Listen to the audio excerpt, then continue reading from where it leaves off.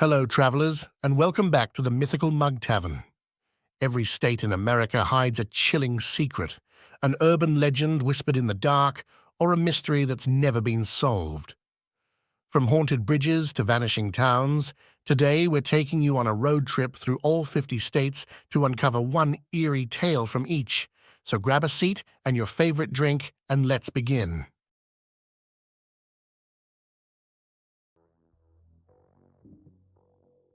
There's a mysterious region in Alaska known as the Alaska Triangle, and since the 1970s, over 20,000 people have vanished there.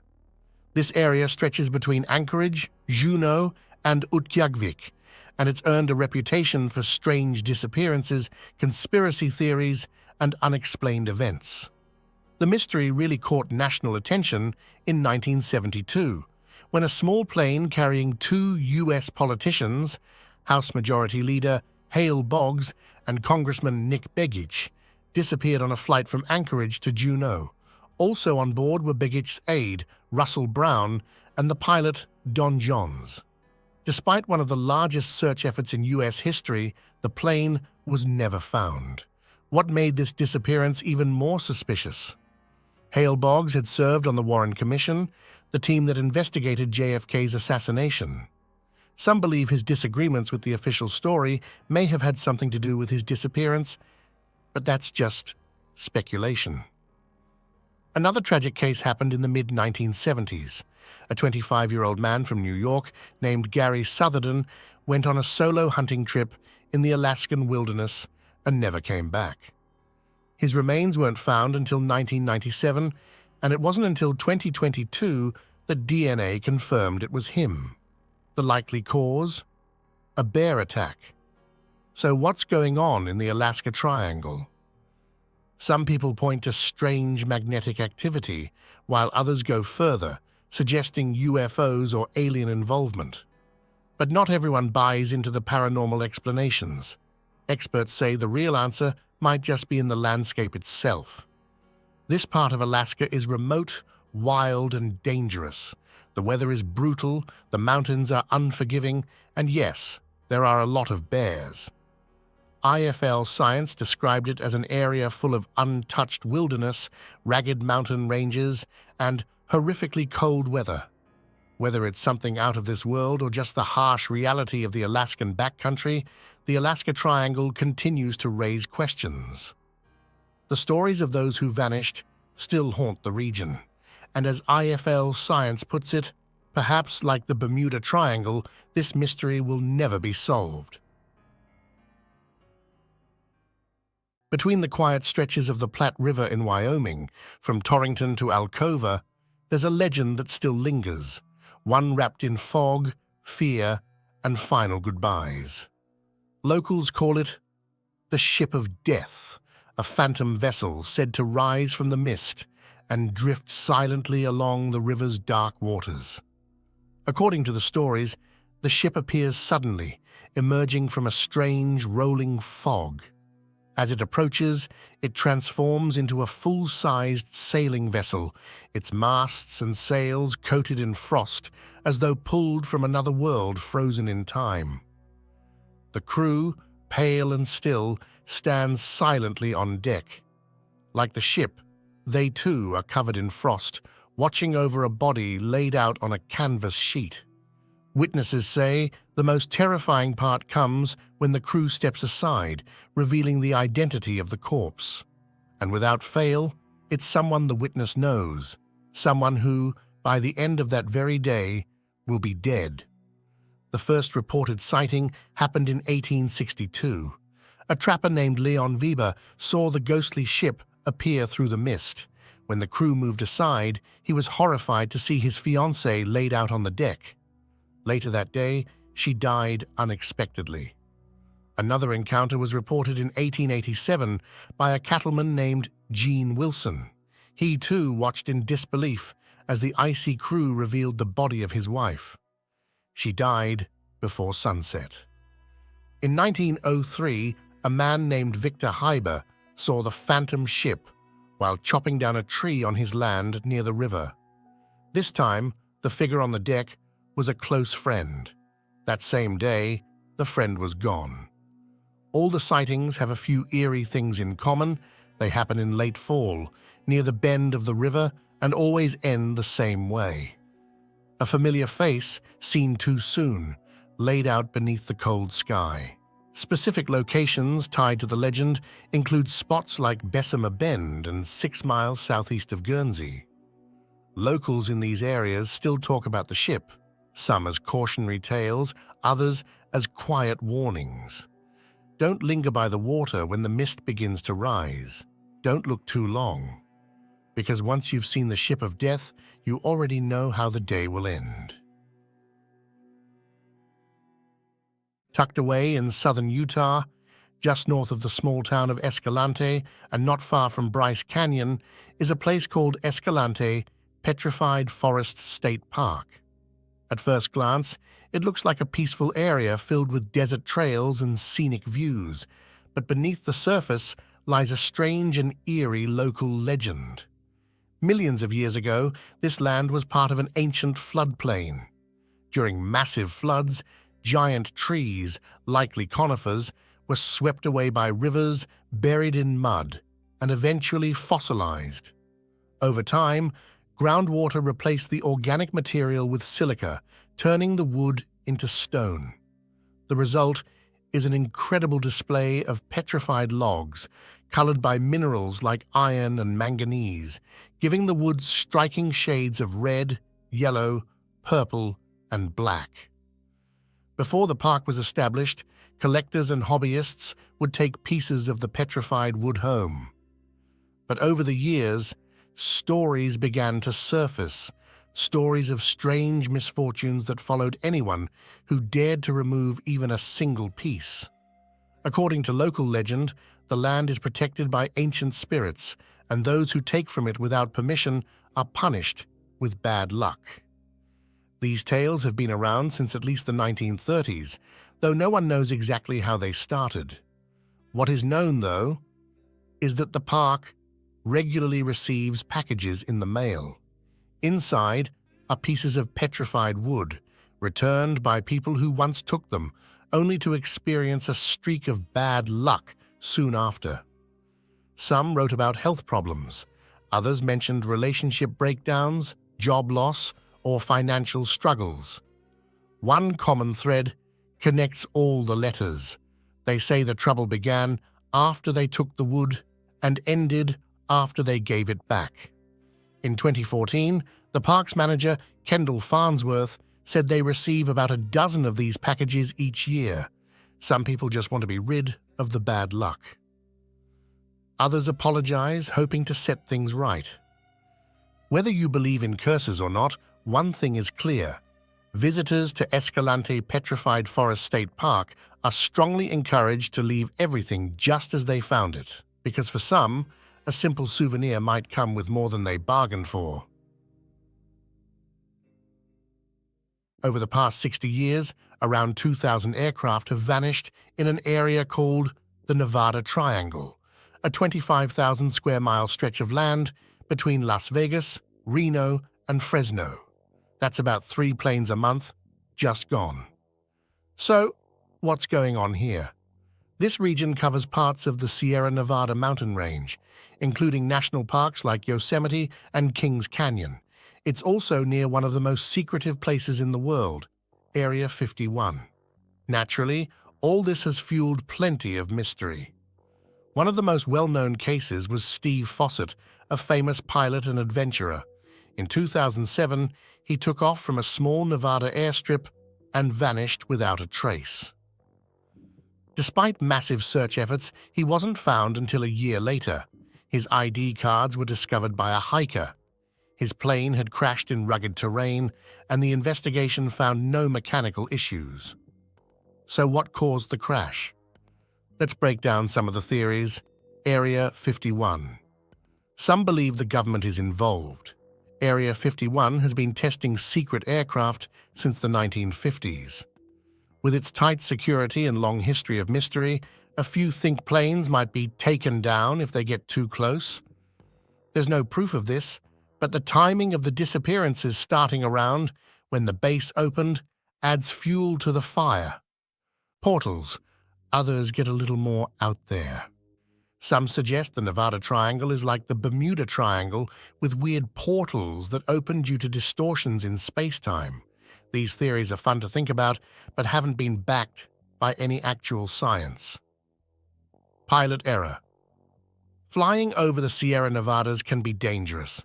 The landscape is tricky, storms can appear out of nowhere, and turbulence can get intense.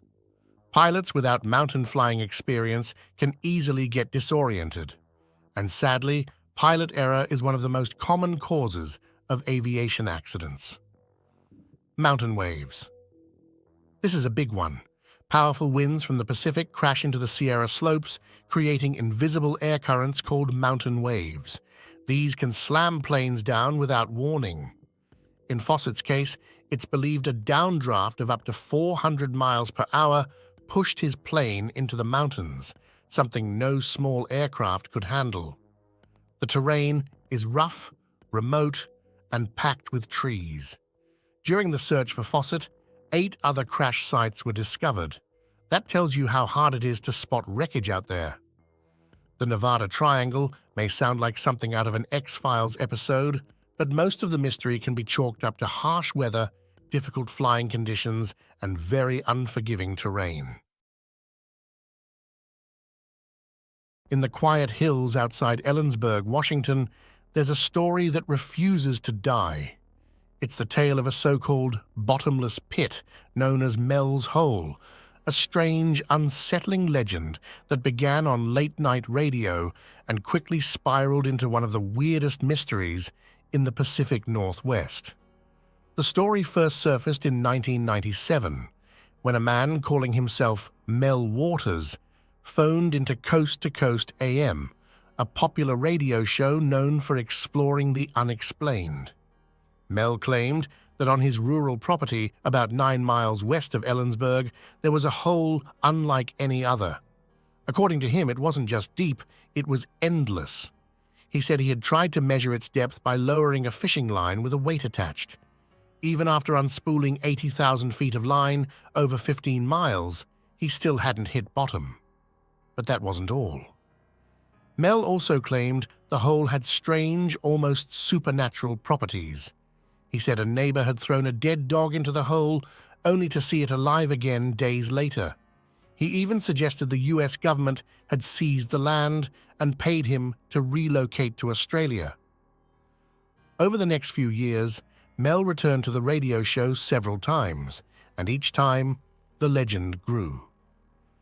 Despite never revealing the exact location, others began to step forward. One man, Gerald Osborne, who went by the name Red Elk, claimed he had visited the hole multiple times since the 1960s. He insisted the area was home to secret government activity and even alien presence. In 2002, Osborne led a group of around 30 people on a search for the hole. They came back empty-handed. Reporters and skeptics began digging into the story. There were no public records of Mel Waters ever owning property in Kittitas County. No one could verify his identity or the claims he made. Local geologists weighed in, saying such a hole simply couldn't exist. According to them, a shaft that deep would collapse in on itself under the immense heat and pressure of the Earth. And as for the fishing line, geologists pointed out that it would have snapped long before reaching the depths Mel described. Despite all this, the legend lives on. Even today, people still search for Mel's Hole. It's become a part of modern folklore, a story passed around forums, retold on podcasts, and whispered about by those drawn to the unexplained. Whether it was an elaborate hoax, a case of mistaken identity, or something stranger, no one can say for sure. What we do know is that Mel's Hole, real or not, has carved out a place in the strange landscape of American legends. And for some, that's all it needs to exist. Back in the days when much of the American West was still wild, Fort Union in New Mexico was one of the few outposts of civilization. It wasn't just a military base, it was also one of the only places for miles where anyone could find a bit of social life. Among the people living there was a young woman, charming, lively, and beautiful. She was the sister-in-law of a captain and very popular among the officers stationed at the fort. In a place where women were scarce, she quickly became the center of attention. One young lieutenant in particular fell hard for her. Naive and sincere, the lieutenant believed her flirtations were genuine. He fell deeply in love and eventually confessed his feelings. To his joy, she told him she felt the same. She even promised that if anything ever happened to him, she would never marry anyone else. Not long after, news came that Apache warriors were raiding nearby. The fort sent out a detachment to respond, and the young lieutenant was put in command. Before riding out, he said goodbye to the woman he loved. Witnesses heard him say, "That is well. Nobody else shall have you. I will come back and make my claim." A few days later, the soldiers returned. But the young lieutenant didn't. Everyone assumed he had been killed in battle. The woman, surprisingly, didn't mourn for long. Soon, she announced her engagement to another man, a newcomer from the east. The fort buzzed with excitement over the upcoming wedding. On the night of the celebration, the mess hall was decked out for a grand ball. Music played, people danced, and the new couple glowed with happiness. But then, everything changed. Suddenly, a door slammed open with a blast of cold air. The candles flickered. A strange, inhuman cry echoed through the room. Everyone froze. Standing in the doorway was something out of a nightmare. The swollen, broken body of a man in a blood-stained officer's uniform. His scalp was gone. A hatchet wound split his head, and his wide, dead eyes burned with an unnatural light. It was the lieutenant. In total silence, he walked across the room. No one could move. He reached the bride and pulled her from her new husband's arms. Then, he began to dance with her. The musicians, unable to stop themselves, started playing a wild, twisted waltz. Around and around they spun, him stiff and lifeless, her growing paler with every step, until her eyes went glassy and her body fell limp in his arms. She was dead. The ghost held her for a moment, let out one final, chilling cry, and then vanished through the door. A few days later, another patrol returned with the real body of the lieutenant. He had died in the Apache attack, just as everyone thought. But on that wedding night, something else had returned to keep a promise. Tucked away in southeast Idaho, just outside the city of Pocatello, lies a scenic stretch of land with a chilling legend buried beneath its beauty. This is Massacre Rock State Park, a place known for its history along the Oregon Trail and, if local folklore is to be believed, for something far more unsettling, the water babies of Massacre Rocks. Today, visitors come to hike, camp, and admire the Snake River that cuts through the landscape. But beneath the quiet surface of the river, an old story lingers, one that some say still echoes in the wind and in the water. Massacre Rocks earned its name from the narrow, rocky passage early settlers once feared. Traveling westward in the 1800s, pioneers passed through this area on their way along what is now Interstate 84. Rumors of attacks from nearby native tribes led to the ominous name, though historical records don't clearly confirm that any violence actually took place here. But as with most places tied to the Oregon Trail, tragedy did follow, and some say it still does. The Snake River is believed by many to be haunted, home to supernatural beings known as water babies. According to legend, they're the spirits of infants who were drowned in the river long ago. The story behind it changes depending on who's telling it, but the core of the legend remains the same. In one version, a severe famine struck the Native American communities that once lived in the area. With little food to survive on, it was decided out of desperation that newborn babies couldn't be fed. Mothers, grieving and heartbroken, were forced to take their babies to the edge of the river and drown them. Another version ties the tragedy to early white settlers facing equally dire conditions and making the same horrific choice. But the legend doesn't end with the babies' deaths. It's said that after being cast into the river, something changed. The babies didn't die, or at least not in the way you'd think. Instead, they adapted. They grew gills and fins, becoming part of the water, surviving on fish and lingering in the depths. Now, they're said to be spirits of the river, playful and vengeful. People claim to hear the faint cries of infants along the banks. Some even report seeing small figures swimming in the water, only to vanish before they can be seen clearly. According to some versions of the myth, these water babies are more than just echoes of the past. They lure people to the river. They play tricks. They seek revenge for the lives they were never allowed to live. Whether you believe in the water babies or not, Massacre Rocks carries a powerful atmosphere. Its sweeping views and quiet riverbanks are peaceful during the day, but once the sun sets, the park takes on a different tone. The wind picks up, the shadows stretch longer, and the sound of the river grows louder. Some say that if you stand near the water at night, you might hear a baby crying, soft and distant, like it's calling out for its mother. And if you follow the sound, you may not come back. So is it just a ghost story? A tragic myth passed down through generations? Or is there something truly lingering in the waters of the Snake River? One thing's for sure, Massacre Rocks is beautiful, but it doesn't always feel empty.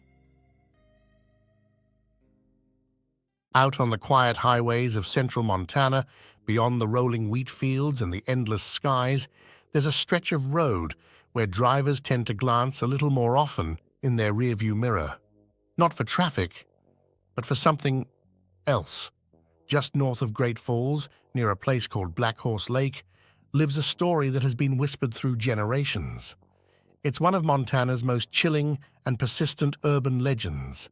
Locals call him the Phantom Hitchhiker, and they say he still walks the roadside, waiting. Black Horse Lake itself isn't much to look at for most of the year. It's a seasonal lake, typically dry except during the wetter months of spring and early summer. For the rest of the year, it's just a flat, dusty basin tucked off Highway 87, not far from Fort Benton. But that emptiness, paired with the silence and the vast, open skies, has a way of making your imagination come alive. And that's exactly where the hitchhiker appears. It usually happens at night, when the road is quiet and the stars hang low over the plains. Drivers, sometimes locals, sometimes folks just passing through, report seeing a man standing by the roadside. He's described the same way nearly every time. A Native American man, standing still and silent, dressed head to toe in denim. There's nothing threatening about him at first glance. He just stands there with his thumb out, waiting for someone to stop. But as the vehicle approaches, something strange happens. Before anyone can react, the man suddenly lurches forward, rolling across the hood of the car and slamming into the windshield, as if he's just been struck. It's a moment of pure panic. Most people stop, jump out, search around in a daze, expecting to find someone injured or worse. But no matter how thoroughly they search the road, there's no one there. Not a footprint. Not a trace of blood. Not even a single scratch on the car. The man is simply gone. Now, stories of phantom hitchhikers aren't uncommon. They've been told all over the country for decades. But what sets this one apart, what makes Black Horse Lake's hitchhiker one of the most aggressive and unforgettable, is how physical the encounter feels.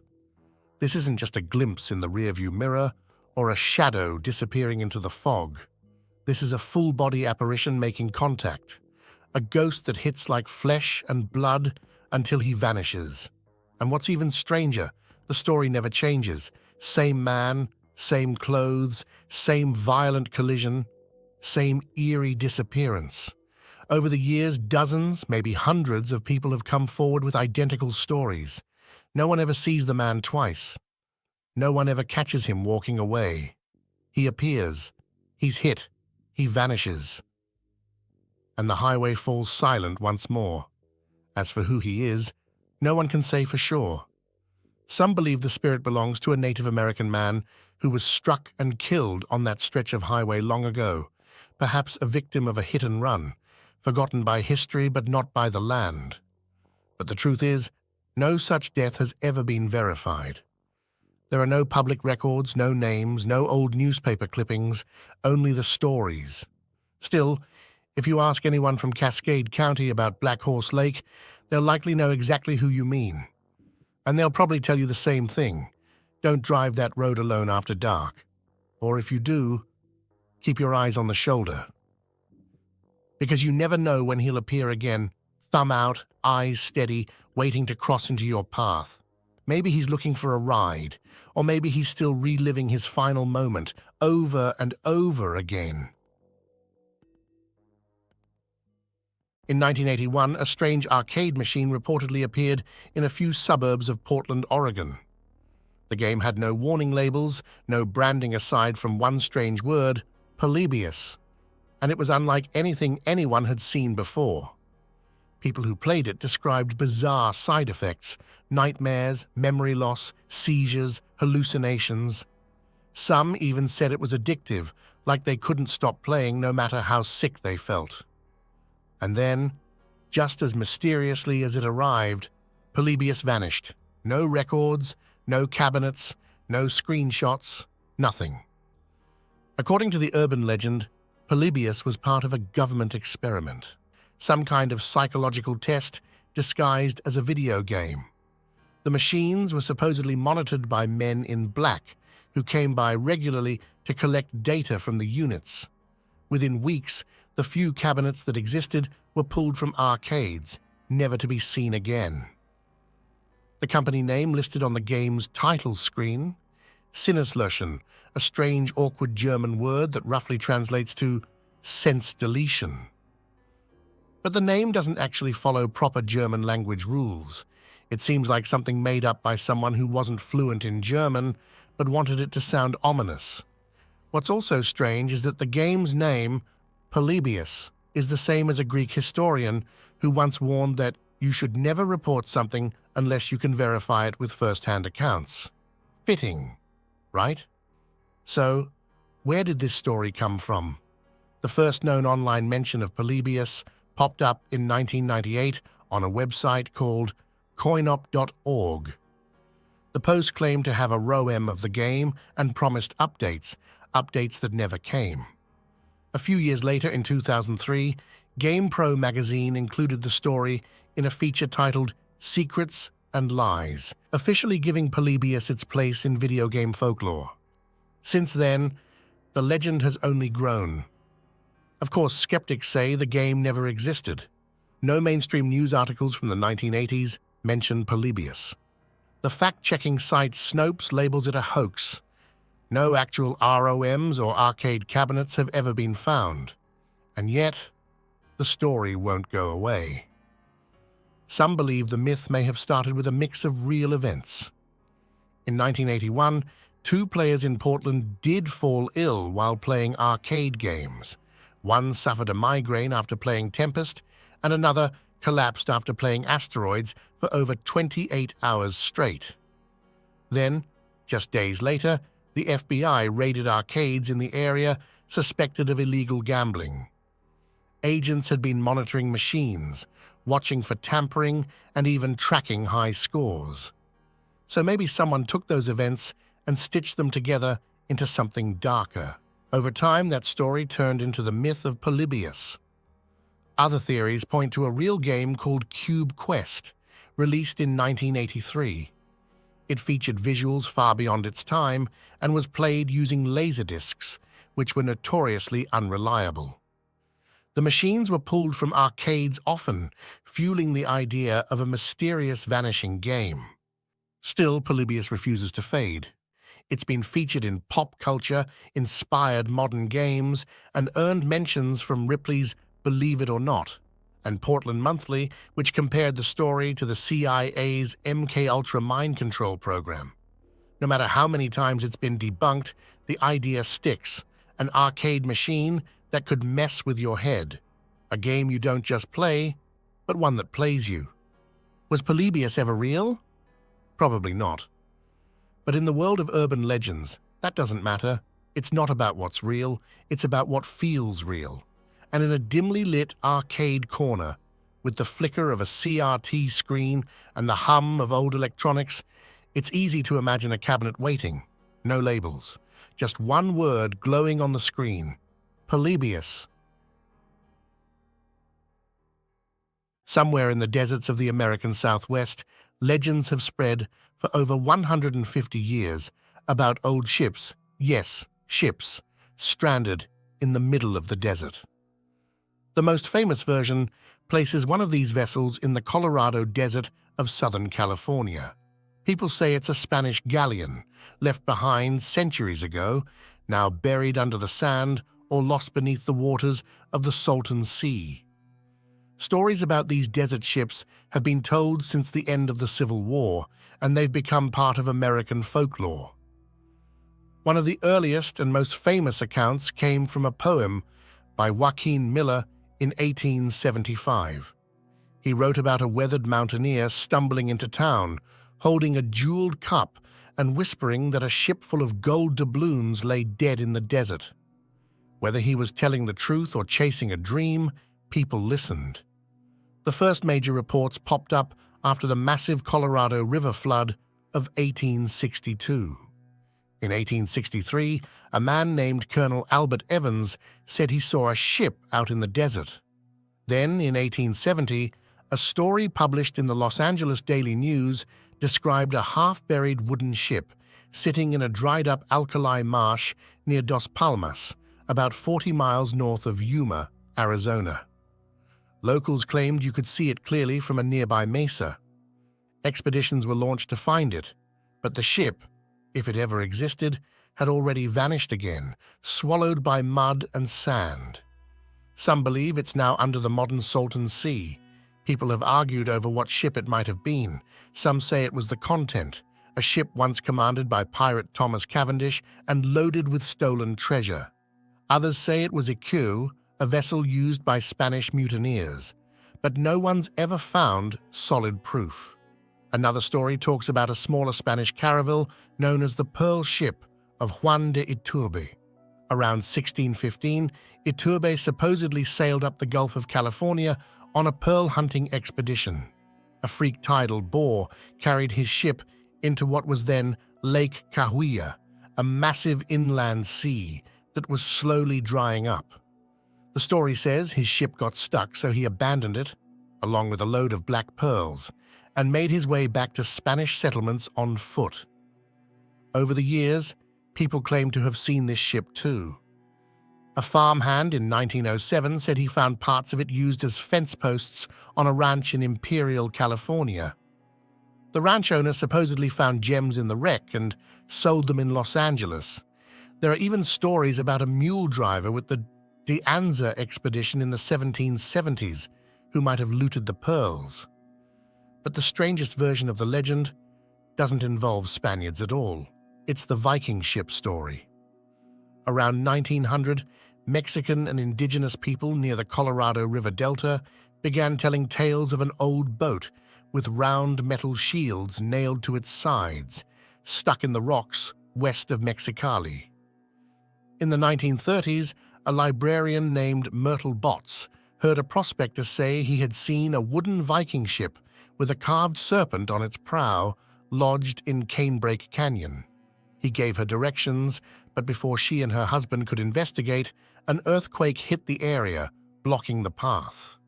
The directions survived, and today they're kept at Julian's Pioneer Museum, though the museum says they have no official record of the ship itself.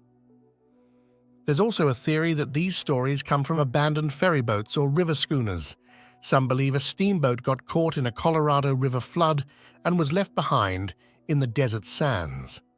Others say it might have been a schooner built in Los Angeles by gold prospectors who planned to sail the Colorado River. They loaded it on wagons and hauled it across the desert with oxen until the animals died and the boat was left to rot in the dunes. That story changed a lot over time. In one version, it's a small two-man ferry built high above sea level where they found a rare source of wood. The boat was dragged across the sand near Los Algodones by a team of oxen, which all perished on the way. In every version, the boat ends up lost and forgotten. Now the big question, could any of this really be true? Over the years, first-hand sightings have been rare, and many of the stories sound more like campfire legends than real history. But they keep popping up. The problem is that most of the likely locations are either underwater, buried under dunes, or on restricted land. Since 1905, much of the region has been flooded by the Salton Sea. Other areas near Laguna Salada in Baja California are covered in sand dunes or used as military testing grounds. That makes any real search difficult, and in some cases, illegal. Some researchers have looked into the geography and tides, trying to figure out if a ship could have actually made it into the area centuries ago. Around the year 1500, the lake that once covered this region was 26 times larger than the modern Salton Sea. It flooded and dried repeatedly between 1824 and 1905. Still, for a ship with an 8-foot draft to sail that far inland, it would have taken a massive surge, possibly from a combination of high tides, storms, and unusual water levels in the Sea of Cortez. But even then, a 30-foot rise in water level is seen as extremely unlikely. In the end, no one has ever confirmed the existence of these ships, and no solid remains have ever been recovered. Yet the legends keep going. Stories get passed down, sightings get embellished, and the desert holds onto its secrets. Whether it's a Spanish galleon, a Viking ship, or just a broken-down steamboat left behind by settlers, the idea of a lost ship buried in the sands of the Southwest still captures people's imagination. And maybe that's the real treasure, the mystery itself. Ever since it opened in 1995, Denver International Airport has been at the center of some seriously strange stories. We're talking about everything from secret underground bunkers and lizard people to space aliens, hidden symbols, and even a cursed statue. It's one of the most myth-loaded airports in the world, and the weird part, the airport leans into it. One of the most persistent legends is that the airport was built by a secret society. Ask around, and you'll hear different answers. Some people say the Freemasons, others blame the Illuminati. A few are sure it's all part of the so-called New World Order. Or maybe it's all three, since these groups are often linked in conspiracy theories anyway. What fuels this idea is a granite capstone at the airport's south entrance, dated March 19th, 1994. Beneath it, there's a time capsule set to be opened in 2094. The stone is engraved with the Freemasons' square and compasses symbol and the names of 2 Grand Lodges and their Grandmasters. Pretty standard stuff for Masons, who have a long tradition of laying cornerstones. But then there's a strange name on the stone, the New World Airport Commission. Sounds suspiciously like New World Order, right? Problem is, there's no record that such a commission ever actually existed. Some say it was just a reference to Dvorak's New World Symphony, or maybe just the name of a temporary group organizing the airport's opening events. That's the official story. What's in the time capsule? According to the airport, it contains coins, tokens from Black Hawk casinos, a baseball from Coors Field, and a pair of sneakers worn by former Denver Mayor Wellington Webb. But some people think there's more to it. There's even a theory that the braille on the capstone is actually a keypad, and if you tap the right sequence, it'll open the capsule. One airport worker says she's seen Freemasons try to swipe their membership cards across it. just in case. Things get weirder underground. Some say there are entire bunkers buried beneath the airport, layers and layers of tunnels, buildings, and secret spaces. Some believe these were built so members of secret societies could survive the apocalypse. There are even rumors that there's a tunnel connecting the airport to NORAD, which is over 100 miles away near Colorado Springs. Others think these tunnels are hiding aliens, or lizard people, or both. After Jordan Peele's movie Us came out, people even joked that Denver's tunnels could be home to doppelgangers living underground, waiting to take over the surface. Airport officials admit there are a few underground levels, including old baggage systems and the trains that move people between concourses. But they claim that's it. No secret tunnels to NORAD, no secret societies hiding down there. And those lizard people? Apparently just employees messing around with masks and pranks. One airport staffer said some of the alien evidence was literally graffiti drawn by workers with too much time on their hands. Of course, some of the weirdness is right out in the open. Inside the terminal are two massive murals by artist Leo Tanguma. One side shows a nightmarish scene, a soldier in a gas mask holding a gun and a sword, surrounded by destruction and death. But the second panel is all about peace, with smiling kids from around the world laying down their weapons under a rainbow.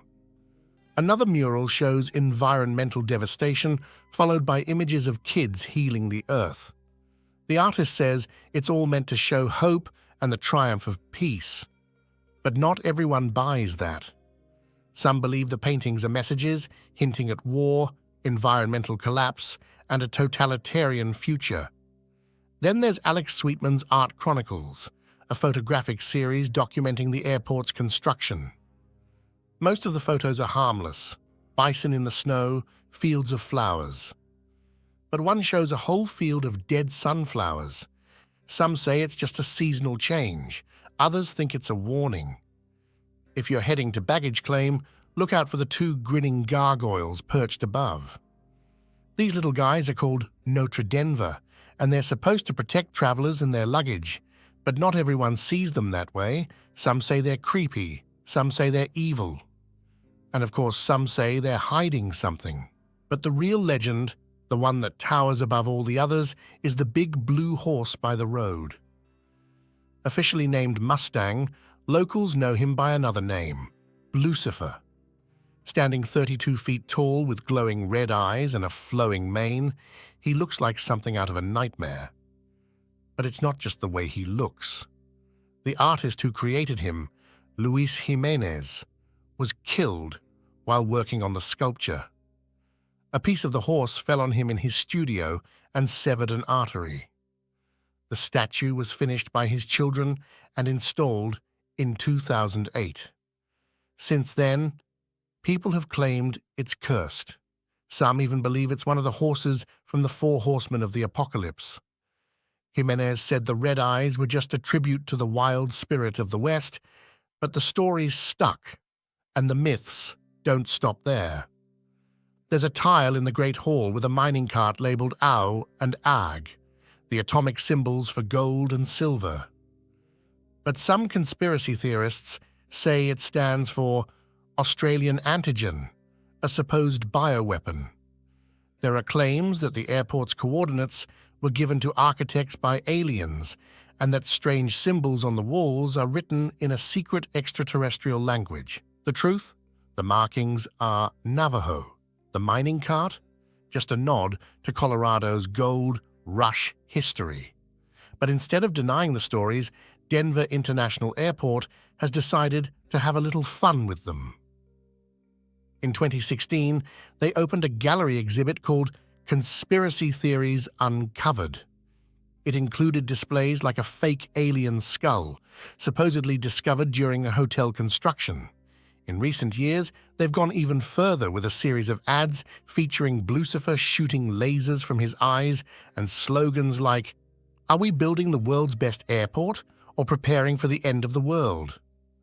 Another ad shows a lizard person going through airport security. There's even a cat wearing a tinfoil hat. So, is it all just a creative marketing campaign? Or is that what they want us to believe? Either way, next time you fly through Denver, keep your eyes open. Because at the Denver International Airport, it's not just your bags that might get lost. It might be your grip on reality, too. Somewhere deep in Arizona's Superstition Mountains, there's a mystery that's haunted treasure hunters for over a century, a hidden gold mine said to be worth millions.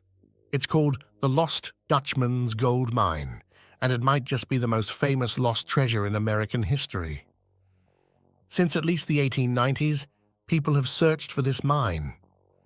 Some claim they found clues, others disappeared, a few even turned up dead. And to this day, no one's been able to prove that the gold ever existed. The mine is named after Jacob Waltz, a German immigrant who supposedly found the hidden gold in the 1800s. Back then, the word Dutchman was often used in America to refer to someone from Germany. It comes from the word Deutsch.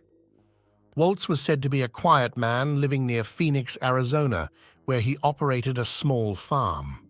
But according to legend, he occasionally showed up with high-quality gold, nuggets embedded in quartz, raising questions about where he got it. Before he died in 1891, he supposedly gave a deathbed confession to a woman named Julia Thomas, revealing the location of his secret gold mine. Some say he even drew a rough map. After his death, Julia and a few others searched for the mine, but couldn't find it. So instead, they started selling maps. And that's when the legend really took off. The mine is believed to be somewhere in the Superstition Mountains, just east of Phoenix, near Apache Junction. It's a rugged, dangerous area full of cliffs, canyons, snakes, and extreme desert heat. Since the 1930s, the legend has only grown, with thousands trying their luck, some never returning. In fact, over the years, dozens of people have died or vanished while searching for the mine. One of the most famous cases was Adolf Ruth, a treasure hunter who disappeared in 1931. Ruth had gotten his hands on old maps said to trace back to the Peralta family, a Spanish-Mexican family who supposedly once mined gold in the area. The maps were said to be passed down through a man named Pedro Gonzalez, who gave them to Ruth's son as a thank you for legal help. Despite warnings, 66-year-old Ruth set off into the Superstition Mountains alone, using a cane and still recovering from a broken leg. He never came back. Months later, searchers found his skull with 2 bullet holes in it and a note in his belongings that read, Veni, Vidi, Vici. His map, missing. The official report claimed Ruth may have died from natural causes, but others believed he was murdered, possibly for his map. Adolf Ruth wasn't the only one. Here's just a handful of cases. 1933. Tex Bradford vanished while searching for the mine. 1947. James Cravey chartered a helicopter to get dropped off in the mountains. His headless body was later found. 1951, 1955. Multiple treasure hunters were found dead, many shot, some buried, others simply gone without a trace. 1961. J. Clapp, a cave-dwelling recluse, disappeared. His headless skeleton was found years later. 1999. Walt Gassler, a prospector who claimed to have found the mine, died of a heart attack in the mountains. But after his death, a man pretending to be his son tried to get access to his notes and samples of gold. 2010. 3 men from Utah went missing while hunting for the treasure. They were later found dead, likely from heat exhaustion. 2020. 25-year-old Cayman Welch walked off for a better view of the sunset near Weaver's Needle and hasn't been seen since. There are many versions of the story, and most combine different legends. Apache Gold, a tale about a hidden mine once guarded by Apaches. In one version, a doctor named Dr. Thorne treated an injured Apache and was blindfolded and taken to a gold mine as a reward. But he could never find his way back. The Peralta Mine. According to legend, the Peralta family was mining gold when they were ambushed and killed by Apaches around 1850 in what's known as the Peralta Massacre. Some claim the Peralta stones, rocks with crude maps and Spanish text, hold clues to the mine's location. The Soldier's Gold.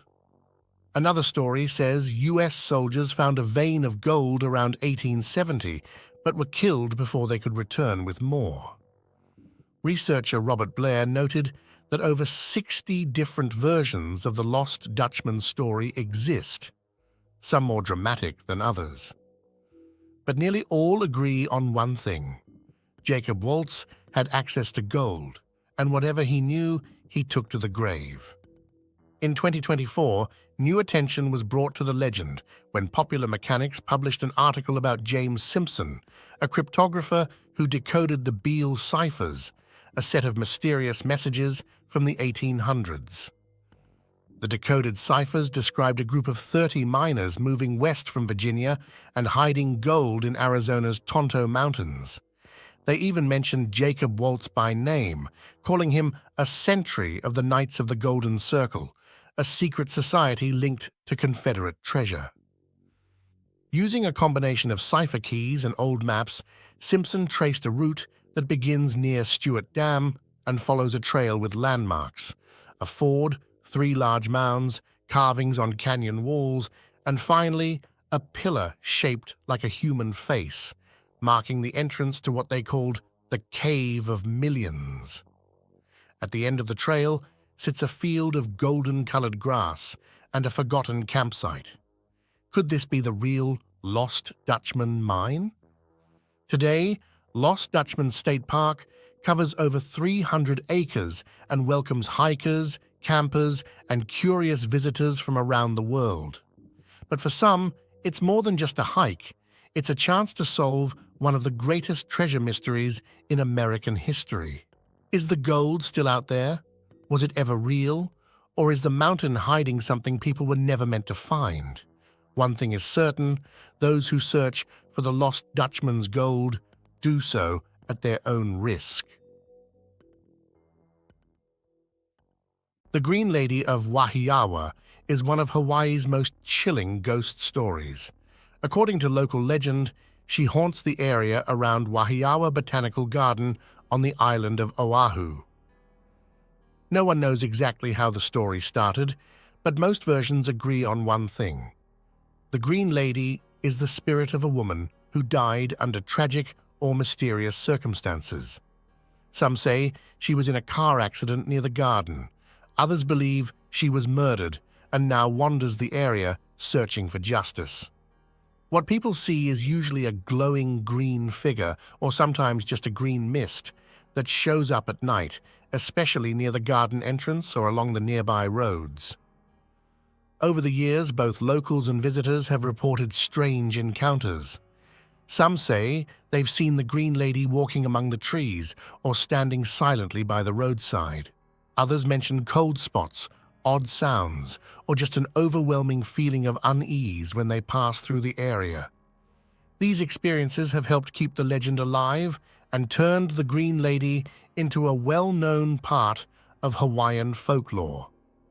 Her story has even inspired local artists, writers, and ghost tour guides. Paranormal investigators have also made their way to Wahiawa Botanical Garden, hoping to catch a glimpse of the ghost themselves.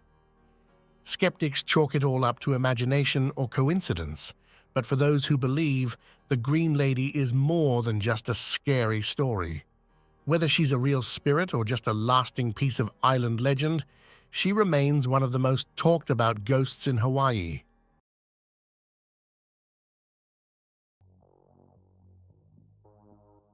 In the heart of Glenwood Cemetery in Yazoo City, Mississippi, there's a grave unlike any other, wrapped in heavy chains known simply as the Witch's Grave. And according to local legend, those chains are the only thing keeping a curse at bay. It all began with an old woman who lived near the Yazoo River, a recluse feared by locals. Some said she lured fishermen off the water, tortured them, and vanished into the swamp. One day, the sheriff chased her down. He found her half sunken in quicksand, but before she disappeared beneath the muck, she screamed a warning. "In 20 years, I will return and burn this town to the ground." No one believed her, until exactly 20 years later, on May 25, 1904, when a massive fire broke out in Yazoo City. It destroyed over 300 buildings, leaving homes and businesses in ashes. Some blamed a candle left burning in a parlor, but others, they pointed to something stranger, unnatural winds that pushed the fire with fury, winds that were never recorded in the weather reports that day, winds that witnesses said seemed to jump through the air like they had a will of their own. And the next day, when townsfolk visited the grave known only as TW, they found the heavy chains around it broken. Today, people still visit the site, some out of curiosity, others to make sure the chains are still intact, because local law says that if those chains are ever completely gone, the Witch of Yazoo will rise again. Tucked away in Druid Ridge Cemetery in Pikesville, Maryland, once stood a statue that became the center of one of the most chilling urban legends on the East Coast, Black Aggie. Installed in 1926 over the grave of General Felix Agnes, Black Aggie wasn't just any cemetery statue. She was a replica of an already somber sculpture known as Grief by Augustus St. Gaudens. But while the original was hauntingly beautiful, Aggie took on a dark life of her own. Almost immediately, the statue became a magnet for ghost stories and strange happenings. It was said that if you spent the night in her lap, you'd be haunted by the dead, that her eyes would glow red at midnight, and that no grass could grow in the shadows she cast. Others claimed Aggie would even move on her own, or that the spirits buried at Druid Ridge would gather around her once a year. Naturally, the legends attracted thrill-seekers, vandals, and curious night crawlers. As the tales grew, so did the problems. The pedestal was frequently defaced, and people regularly broke into the cemetery just to get close to her. Eventually, the Agnes family had enough. In 1967, they donated Black Aggie to the Smithsonian. She sat in storage for years, as if even the museum wasn't sure what to do with her. Today, she rests quietly in a courtyard behind the Dolly Madison House in Washington, D.C. But her original pedestal still stands back in Druid Ridge, now bare and eerily empty. Whether she was ever truly haunted or just the center of a long-running ghost story, Black Aggie's shadow still looms, in legend if not in stone.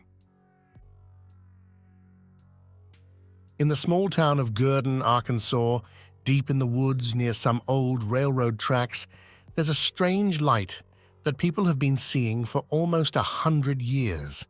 It's called the Gurdon Light. Nobody really knows what it is, but a lot of people have seen it, glowing out there in the dark, floating just above the ground. Some say it looks blue, others see it as green, white, or orange. It moves slowly, like it's bobbing through the trees, as if someone is walking with a lantern. There are a few stories about what it might be. The most well-known one says the light is the lantern of a railroad worker who was killed on the job, a brakeman who was accidentally beheaded by a passing train. Now, according to local folklore, he's still out there, swinging his lantern through the woods, searching for his missing head. Another version of the story says the man wasn't in an accident at all, but was actually murdered during an argument with another worker on the tracks. Either way, the result is the same, a ghostly light that refuses to go away. Skeptics have their own theories. Some believe it's just the reflection of headlights from nearby Interstate 30. But people who live in the area push back on that idea. They say the light has been reported since the 1930s, long before that highway even existed. And besides, The old railroad tracks where the light appears aren't even in use anymore. The rails have been taken out or buried under brush. Still, the light shows up. Over the years, the Gurdon light has become a local legend. It's been featured on shows like Unsolved Mysteries and Mysteries at the Museum, and every Halloween, it draws curious visitors hoping to catch a glimpse of something they can't explain. Whether it's a ghost, a trick of the light, or just one of those things nature doesn't give easy answers for, the Gurdon light keeps people coming back and keeps the mystery alive. The lizard man of Scape Ore Swamp is a creature from the folklore of Lee County, South Carolina, first reported in the late 1980s. Described as a tall, lizard-like entity, it gained notoriety following a series of sightings that attracted significant media attention. The legend began on July 14, 1988, when the Lee County Sheriff's Office investigated damage to a car parked near Browntown. The vehicle had tooth marks, scratches, and muddy footprints nearby. Shortly after, a local teenager, Christopher Davis, reported an encounter with a creature he described as green, wet-like, about 7 feet tall, with 3 fingers and red eyes. Davis claimed that after getting a flat tire, he was confronted by the creature, which jumped on his car. His story sparked widespread media coverage and turned the area into a tourist attraction, complete with lizard man merchandise. As sightings increased, local radio stations even offered rewards for capturing the creature. On August 5th, Airman Kenneth Orr claimed he had shot and wounded the lizard man, presenting scales and blood as evidence. However, he later admitted to fabricating the story. Despite the initial frenzy, reports of the lizard man declined as summer ended. Law enforcement speculated that many sightings could have been misidentified bears. In 2008, a new wave of interest arose when a couple reported vehicle damage, later confirmed to be from a domestic dog. Skeptics like Ben Radford have pointed out inconsistencies in Davis's story, noting changes in details over time and questioning the feasibility of his claims. Critics argue that no physical evidence of the lizard man has ever been found, and some suggest that Davis may have mistaken a local farmer for the creature during his encounter. In 1895, Clara Crane was accused of murdering her husband by slipping poison into a batch of caramels. According to the story, Clara had been holding onto deep resentment ever since the tragic death of their 5-year-old daughter a few years earlier. She believed her husband was to blame for their daughter's death, and many think this is what led her to kill him. After the poisoning, Clara was declared unstable and sent to the North Texas Lunatic Asylum, which is now known as the Terrell State Hospital. For a while, that seemed to be the end of her story, until strange things began happening years later. Around 1903, children living near Clara's old property began to go missing under mysterious circumstances. Some kids claimed that pieces of candy had been left on their windowsills at night, sometimes wrapped in paper with unsettling handwritten notes. At first, these stories were brushed off as childish imagination or local gossip, but when more children disappeared, people started to get concerned. Not long after, a nearby farmer reported finding small teeth scattered across his fields. Then the town sheriff was found dead in a gruesome scene. Forks had been jammed into his eyes, and his pockets were filled with candy.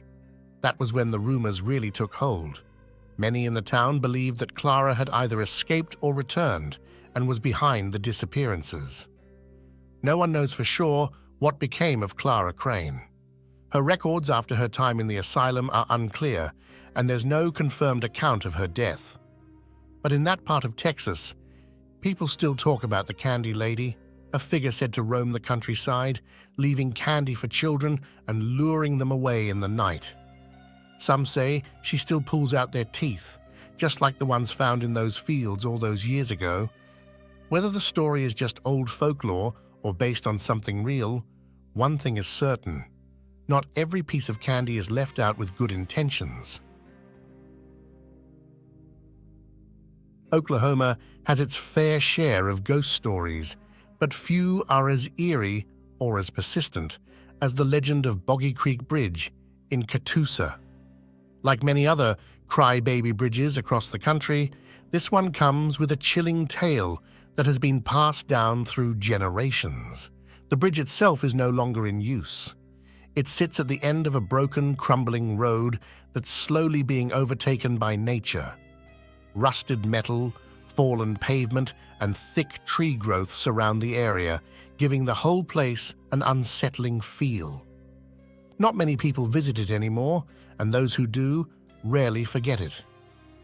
According to local legend, the story takes place on Friday the 13th in June of 1924. A young mother was crossing the bridge in a horse-drawn buggy during a storm, her baby with her. A bolt of lightning struck nearby, startling the horses. The buggy flipped, throwing both the mother and child onto the bridge. In the chaos, the baby was lost. The mother searched frantically in the pouring rain, desperate to follow the sound of her child's cries. Eventually, she heard the baby crying from somewhere over the edge of the bridge. She leaned over to look and slipped. Both mother and baby vanished into the dark waters below. Neither was ever seen again.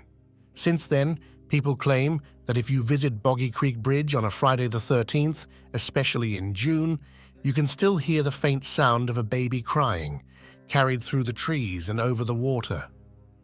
Some even say they've seen the ghostly figure of a woman soaked and searching. Like many crybaby bridge stories, this one has no official record, no names, no confirmed tragedy. But that hasn't stopped the legend from spreading, or people from claiming they've experienced something strange there. Whether you believe in ghosts or not, one thing is certain: Boggy Creek Bridge is not just another forgotten piece of road. It's one of Oklahoma's most haunted places, and the feeling you get standing there, well, it stays with you.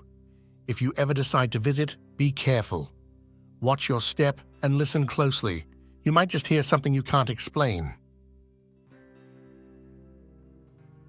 On March 3rd, 1876, just before noon, something strange and a little horrifying fell from the sky near Olympia Springs in Bath County, Kentucky.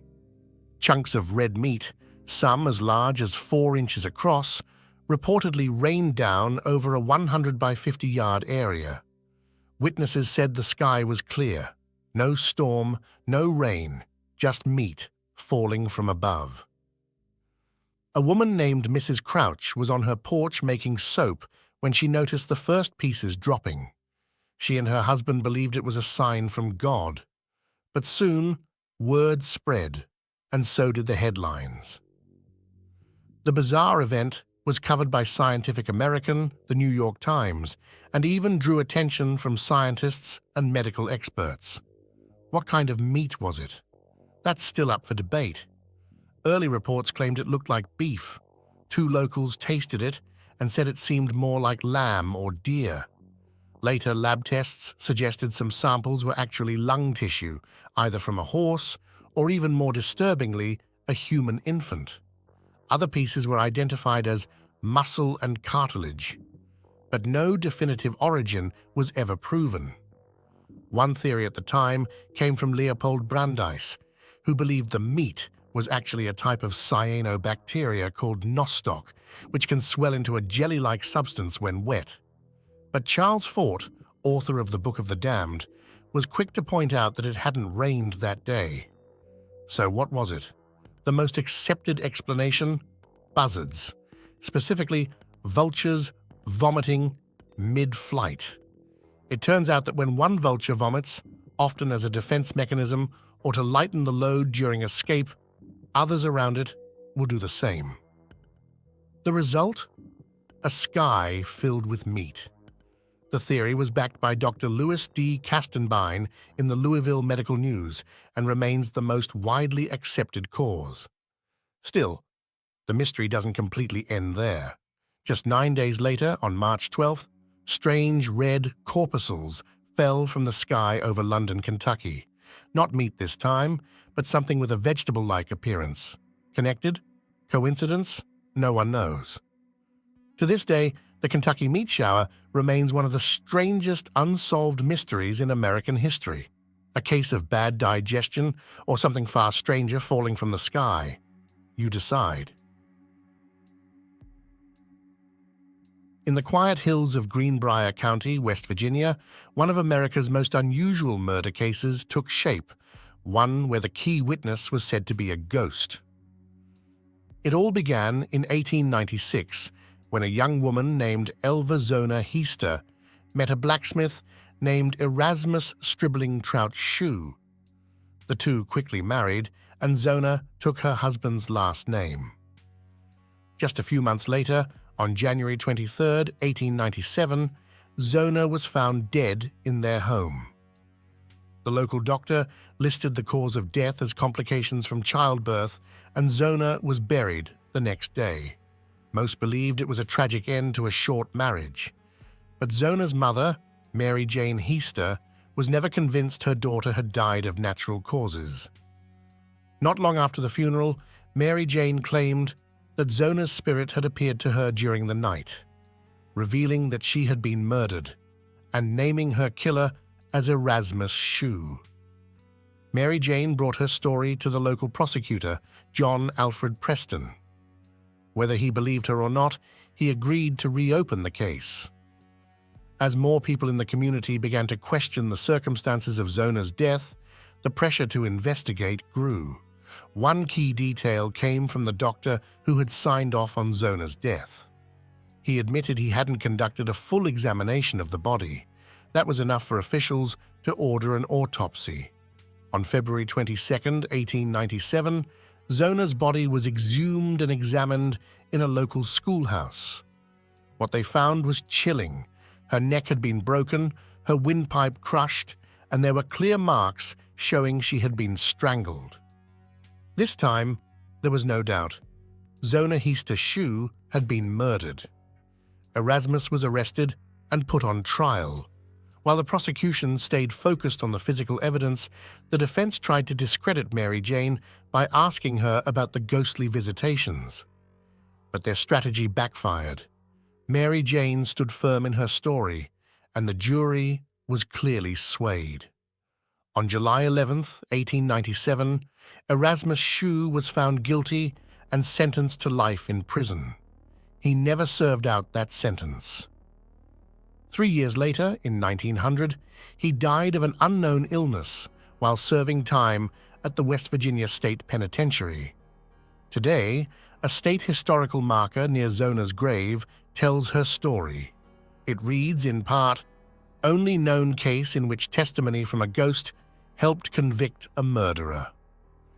Whether you believe in spirits or not, the Greenbrier ghost remains one of the strangest and most fascinating tales in American legal history, a story where justice may have come from beyond the grave. In Carrollton, Alabama, there's a courthouse with a strange mystery.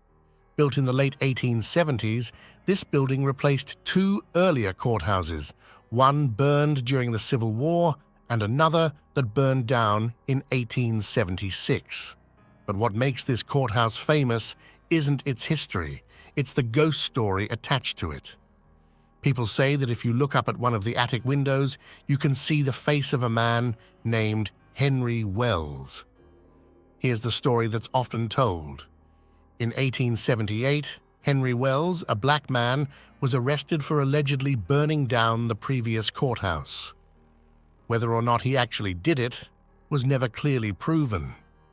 Some say he was blamed with barely any evidence, just to give the town someone to punish.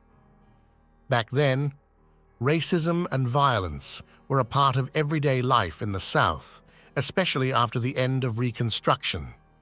White mobs often took the law into their own hands. After Wells was arrested, rumors spread and an angry mob gathered. The sheriff, fearing for Wells's safety, hid him in the courthouse attic. From there, Wells looked out the window at the crowd and shouted, "I'm innocent. If you kill me, I'll haunt you forever." Just then, lightning struck. The story goes that the flash lit up his face in the window and burned his image into the glass. The mob forced their way in, dragged Wells out, and killed him. The next morning, someone walking by looked up at the window and saw something chilling, Henry Wells' face staring back. His warning had come true. Since then, people say the face has never disappeared. It's still there, no matter how much the glass is cleaned or even when other windows break. During a hailstorm that shattered every window in the courthouse, the one with the face stayed intact. Some versions of the story say Wells was accused of a different crime. Others say he was never lynched, but died from gunshot wounds while running from the law. In fact, historical records show that the windows of the courthouse weren't even installed until after his death.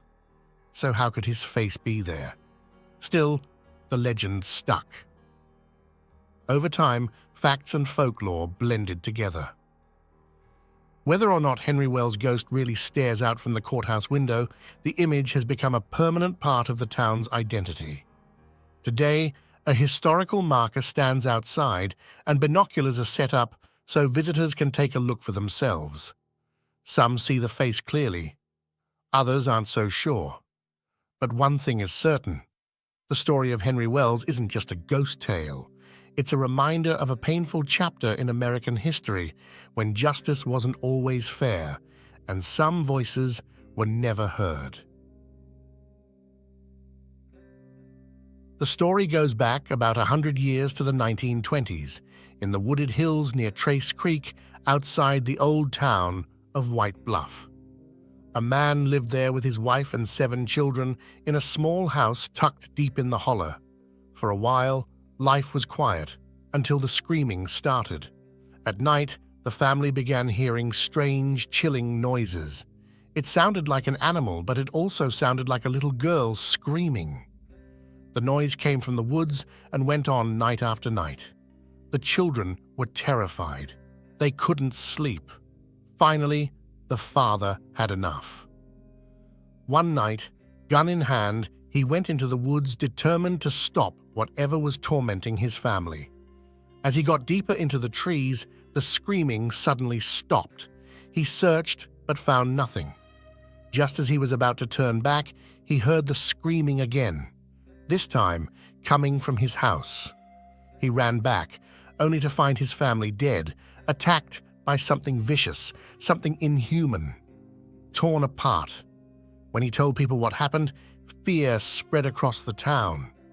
From that point on, folks started calling it the White Bluff Screamer.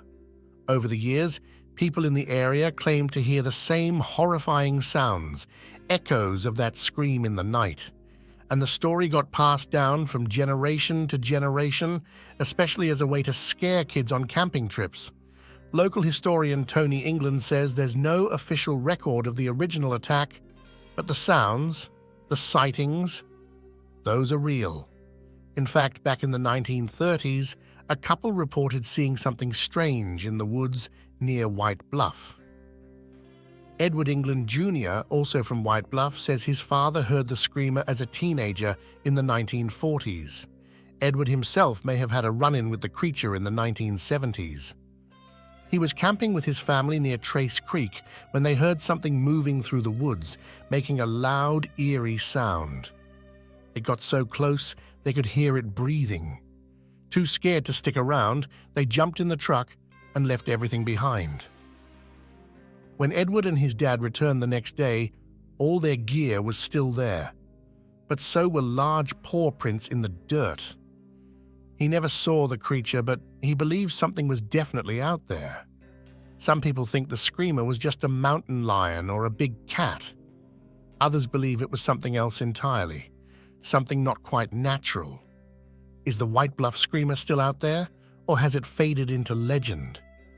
That's for you to decide. But if you ever find yourself near Trace Creek on a cool fall night, and you hear a scream echo through the trees, maybe don't stick around to find out.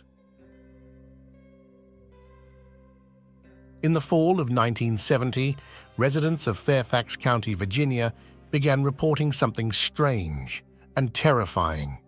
A man dressed in a rabbit costume, seen lurking near a railway overpass, was allegedly threatening people with an axe. Over time, this mysterious figure became the center of one of the region's most chilling urban legends, the Bunny Man. Most versions of the story are set near Colchester Overpass, a southern railway bridge just outside the small town of Clifton. Locals now call it Bunny Man Bridge. While the details vary from one telling to the next, they usually involve a man in a bunny suit chasing trespassers with a hatchet, or worse. Some say he mutilates his victims. Others claim his ghost returns to the bridge every Halloween night. The legend traces back to two real events reported just 10 days apart in October 1970. The first incident involved a young couple who were sitting in their parked car on Guinea Road late at night. According to their report, a man dressed in white suddenly appeared outside the car, smashed the window, and began yelling at them for trespassing. When the couple sped off, they found a small hatchet left on the car floor. The man was described as wearing a white outfit, possibly with bunny ears, though the couple disagreed on that detail.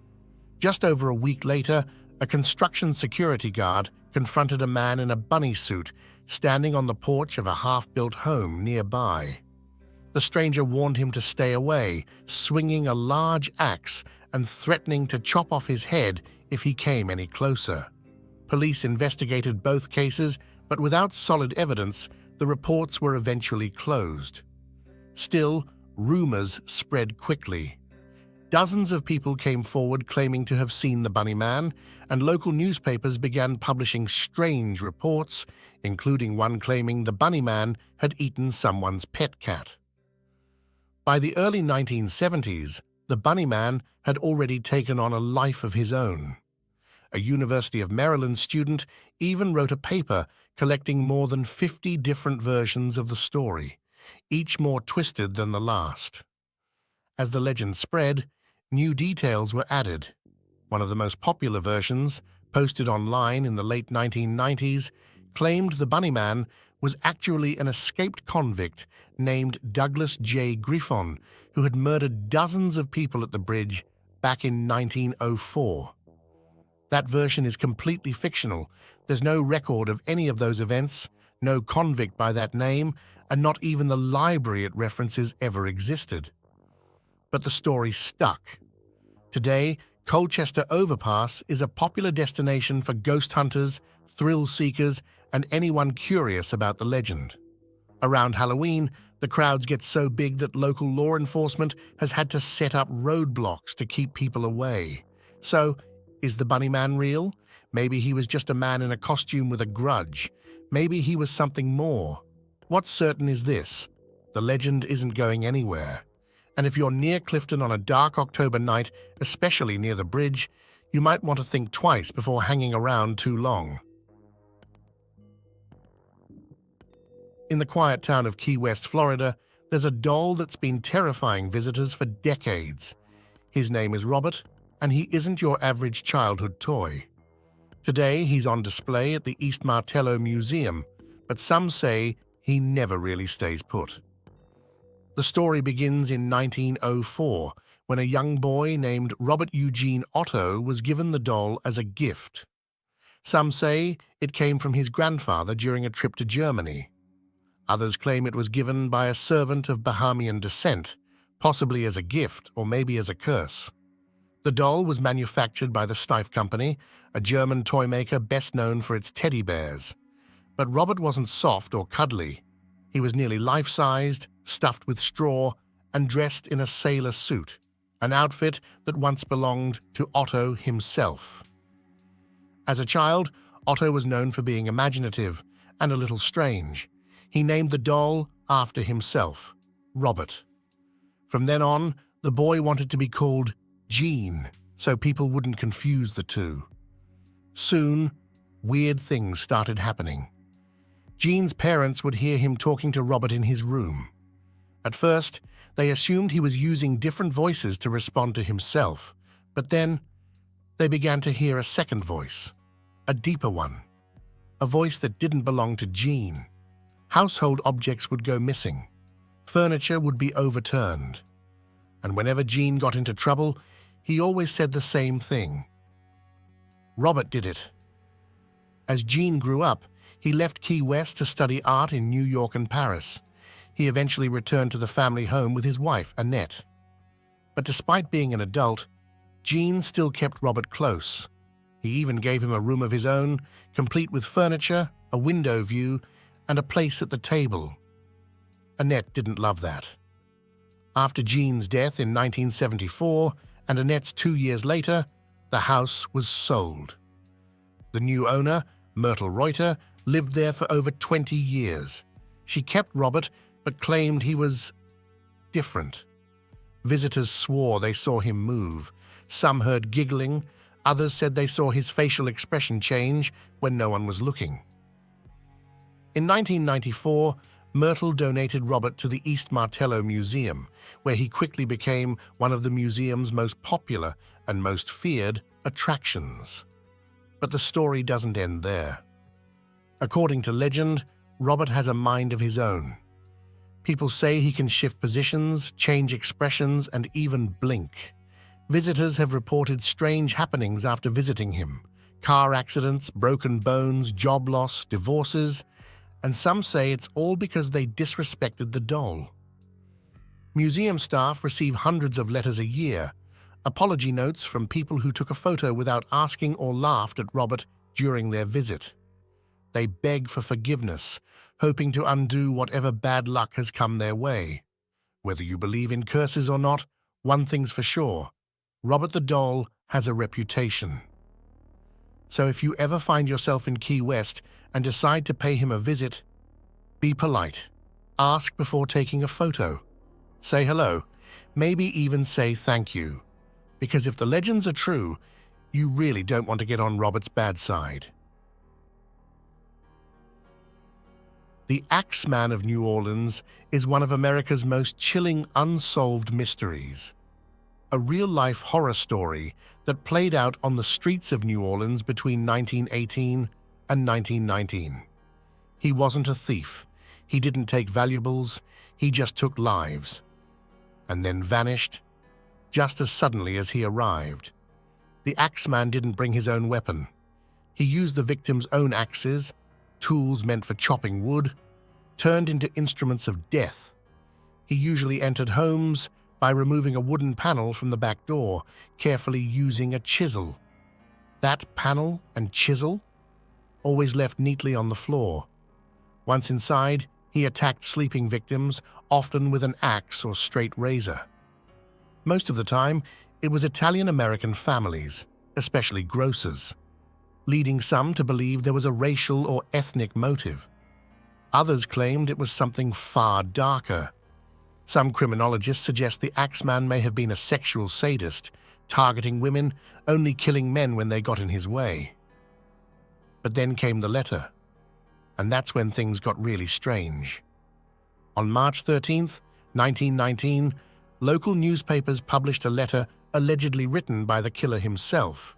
He claimed to be a demon from the hottest hell, invisible and unstoppable. In the letter, the Axeman said he would strike again on Tuesday, March 19th at 12:15 a.m., but would spare any house where a jazz band was playing. I am very fond of jazz music, and I swear by all the devils in the nether regions that every person shall be spared in whose home a jazz band is in full swing. That night, New Orleans became one massive jazz party.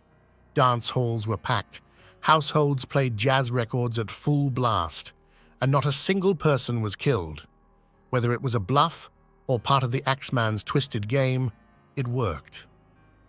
No one ever figured out who wrote the letter, but it cemented the Axeman's place in legend. Joseph and Catherine Maggio were the first confirmed victims, murdered in their home on May 23, 1918. Their throats were slashed and their heads bashed in. The weapon? A razor and an axe, both left behind.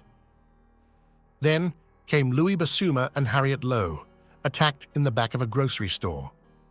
Both survived initially. Harriet later died. Louis was arrested for the murder but later acquitted. Anna Schneider, 8 months pregnant, was brutally beaten in her own bed on August 5, 1918. She survived and gave birth just 2 days later. Joseph Romano, an elderly man, was murdered a few days later in a similar fashion. Neighbors saw the killer fleeing. He was described as a large man in a dark suit and slouch hat. That's all they had to go on. The attacks continued into 1919, each more brutal than the last, including the death of baby Mary Cortimiglia, who was killed in her mother's arms. Victims kept stacking up, including Steve Boca, Sarah Laumann, and Mike Pepitone. After Pepitone's murder in October 1919, the killer simply disappeared. Over the years, theories have piled up. One idea links the axeman to organized crime, possibly targeting Italian grocers. Another links him to Joseph Momfrey, a supposed criminal with ties to New Orleans and California, who was allegedly shot by Pepitone's widow in 1921. But court and police records don't support that story. It seems to be more legend than fact. Another theory ties the murders to a man named Frank Doc Mumphrey, a jazz businessman whose fortune mysteriously soared after the Jazz Night ultimatum. But again, no hard evidence. To this day, no one knows who the axeman was. The case remains unsolved over a century later. So was he a twisted serial killer? A demonic spirit? A jazz-obsessed maniac? We may never know, but one thing's for sure. In the heart of New Orleans, the legend of the axeman still lingers. Just make sure you're playing jazz. The Brown Mountain Lights are one of North Carolina's most well-known ghost stories. These mysterious lights have fascinated and confused people for over a century, with sightings reported near Brown Mountain in the Blue Ridge Mountains. But are they really supernatural, or just a case of mistaken identity? The first wave of public fascination with the lights began around 1910, just as electric lighting was becoming more common in the region. Not long after, newspapers started reporting on strange glowing orbs seen at night above the horizon. The reports described them as appearing at the same time every evening, red, glowing, and moving eerily through the sky. Locals were alarmed, and people started to demand answers. The government stepped in. In 1913, a scientist from the U.S. Geological Survey named D.B. Sterrett was sent to investigate. It didn't take him long to come up with a straightforward explanation. The lights were actually train headlights, visible from miles away as they curved along the tracks through the mountains. But not everyone was satisfied with that answer. Then, in 1922, another USGS scientist, George R. Mansfield, conducted a more detailed investigation. He used a telescope and a device called an alidade to chart the exact direction of each light. What he found backed up Sterrett's earlier claim.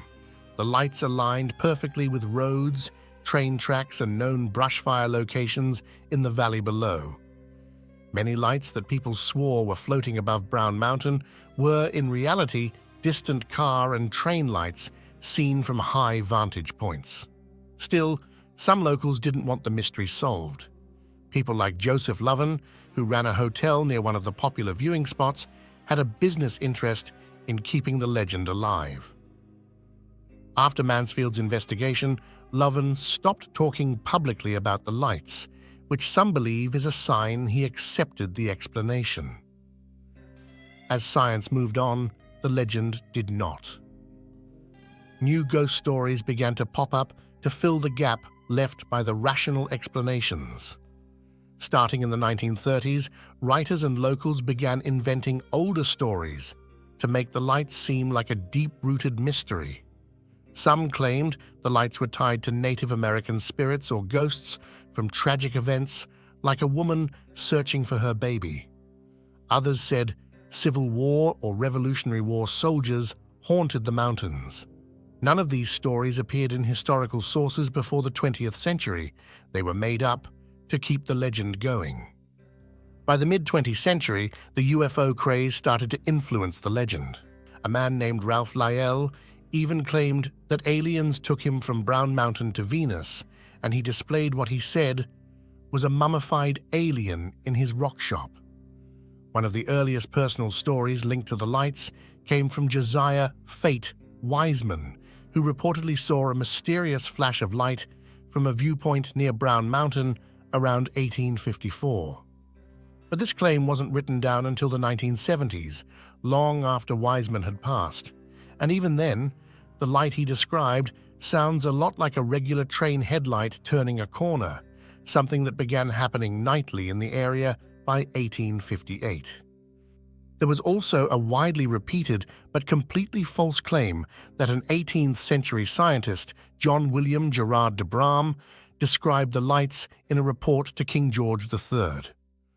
While de Bram's writings are real, they are filled with mystical language about mountain air and storms, not glowing lights, and they never mention North Carolina at all.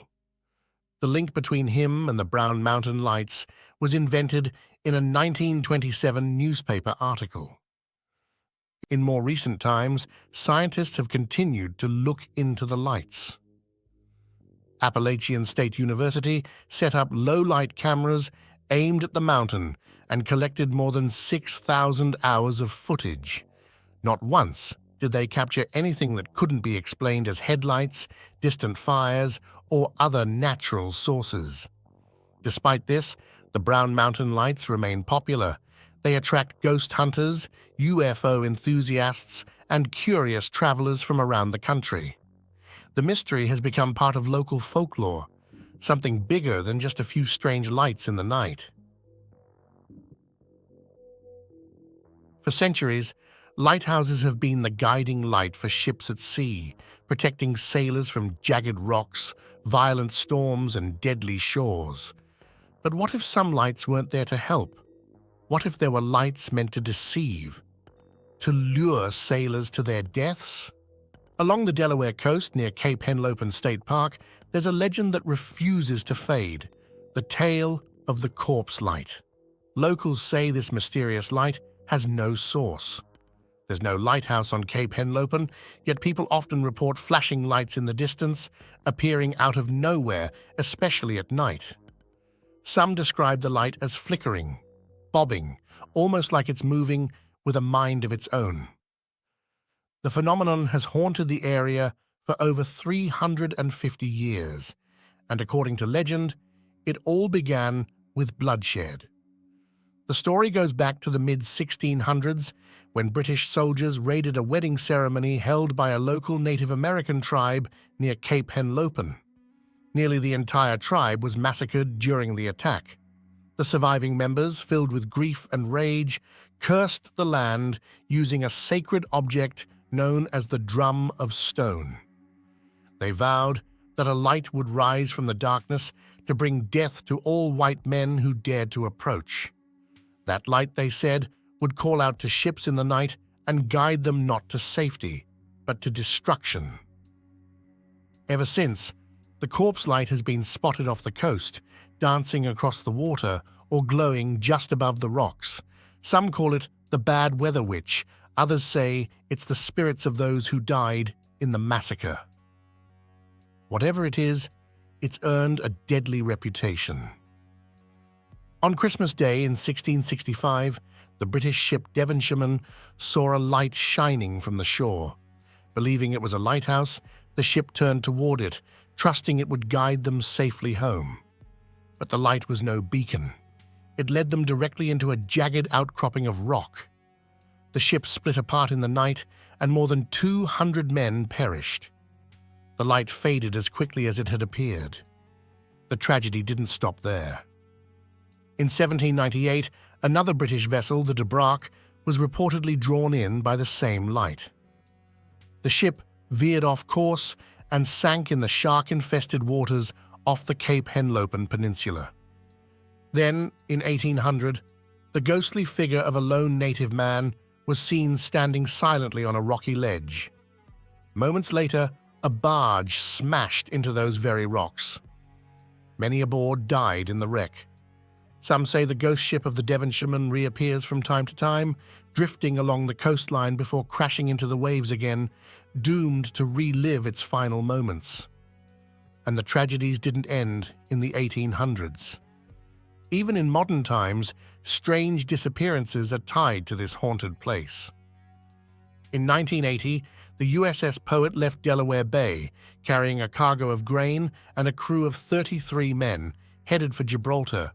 It never arrived. The ship vanished without a trace. No wreckage, no radio calls, just gone. To this day, no one knows what happened. Even the land itself seems touched by the curse. Fort Miles, a World War II military installation within Cape Henlopen, is full of ghost stories and eerie sightings. Strange lights flicker in its long-abandoned corridors. Some visitors claim to hear whispers or footsteps echoing through the old concrete walls. The area draws plenty of attention, not just from hikers and boaters enjoying the nearby mountains and river, but also from thrill seekers, ghost hunters, and paranormal podcasters. Some come hoping to feel a strange vibration in the air or catch a glimpse of something otherworldly. But locals aren't exactly thrilled. Tourists litter, trespass, and disturb the quiet, all chasing a legend that might be better left alone. Cape Henlopen's tragic past feels like it clings to the present. Ancient shipwrecks still wash ashore, and every so often the corpse light returns, flickering out over the bay, calling to whatever ship might be passing by. So if you're ever near Cape Henlopen at night and you spot a strange light glowing in the distance, think twice before you follow it. It may not be showing you the way home. It may be calling you somewhere you don't want to go. And as the sun sets over the water and the winds pick up across the dunes, just remember, this isn't just a story, it's a warning. In northern Georgia, just an hour from Atlanta, there's a lake with a beautiful surface and a chilling reputation. Since its creation in 1956, Lake Lanier has become one of the most talked about and feared bodies of water in the United States. Over 700 people have died in its waters, and while some blame poor safety or bad luck, others believe there's something much darker beneath the surface. Lake Lanier is a man-made reservoir built when the U.S. Army Corps of Engineers constructed the Buford Dam to supply water and electricity to the growing Atlanta metro area. It was also designed to help control flooding in the Chattahoochee River Basin. But the way the lake was built and what lies beneath has left a trail of tragedy and mystery that still haunts Georgia today. Before the water came, there was a town. It was called Oscarville, once a thriving black community, but its history is shadowed by violence. In 1912, the rape and murder of a white woman named May Crow sparked the arrest of 3 black men. One of them, Rob Edwards, was lynched by a mob. The other 2, Ernest Knox and Oscar Daniel, were hanged after being convicted by an all-white jury. Their guilt remains heavily disputed. After the trials, white mobs known as Night Riders terrorized Oscarville, burning churches and driving out its black residents. By 1920, the black population of Forsyth County dropped from over 1,000 to just 30. Decades later, when the government needed land for the new lake, they didn't level what remained of the town. They just bought the property and flooded it. Oscarville was submerged, its streets, buildings, and even cemeteries left intact beneath the rising water. The lake was named after Sidney Lanier, a Confederate poet, and from there, the tragedies began. In 1958, just 2 years after the lake was completed, 2 women Susie Roberts and Delia Mae Parker Young vanished after leaving a dance in Dawsonville. A year later, a body was found floating in the lake. It was badly decomposed, missing both hands and wearing a blue dress. Authorities couldn't identify it. More than 30 years later, in 1990, workers repairing a bridge over Lake Lanier found a Ford sedan submerged beneath the water. Inside were the bones of Susie Roberts. That meant the body found decades earlier had belonged to Delia Mae. Since then, people driving near that same stretch of road have reported seeing a ghostly figure in a blue dress with no hands. Locals call her the Lady of the Lake, and some believe she still haunts the waters, pulling the living down to join her. But that's just one of many tragedies. On Christmas Day in 1964, a car carrying 11 people plunged off a bridge into the lake. 7 died, including 5 children. In 2012, Kyle Glover, the 11-year-old son of Tamika Foster and stepson of Usher, was killed after being struck by a jet ski on the lake. More recently, in July 2023, 3 men died in separate incidents in a single weekend. One electrocuted after jumping off a dock, another drowned while diving, and the third vanished while swimming, only to be found days later. And those are just the stories we know. The waters of Lake Lanier are often dark, murky, and filled with submerged trees, structures, and debris. It's easy to become entangled. Divers say they felt things in the depths, limbs, torsos, unmoving, cold. As one diver put it, you reach out into the dark and you feel an arm or a leg, and it doesn't move. Many believe the high death toll is tied to the underwater ruins of Oscarville, houses, buildings, and even gravestones left behind. Some say the spirits of those displaced or never laid to rest properly haunt the reservoir. Others point to the sheer number of freak accidents and unexplained deaths as proof that Lake Lanier is cursed. Yet despite the warnings, the lake draws over 11 million visitors a year. People swim, boat, fish, and party along its shores, often unaware of its past or its reputation. And though there are calls to drain or shut down the lake, officials say it's just not possible. Lake Lanier is too deeply embedded in Georgia's infrastructure, too important to Atlanta's water and power supply.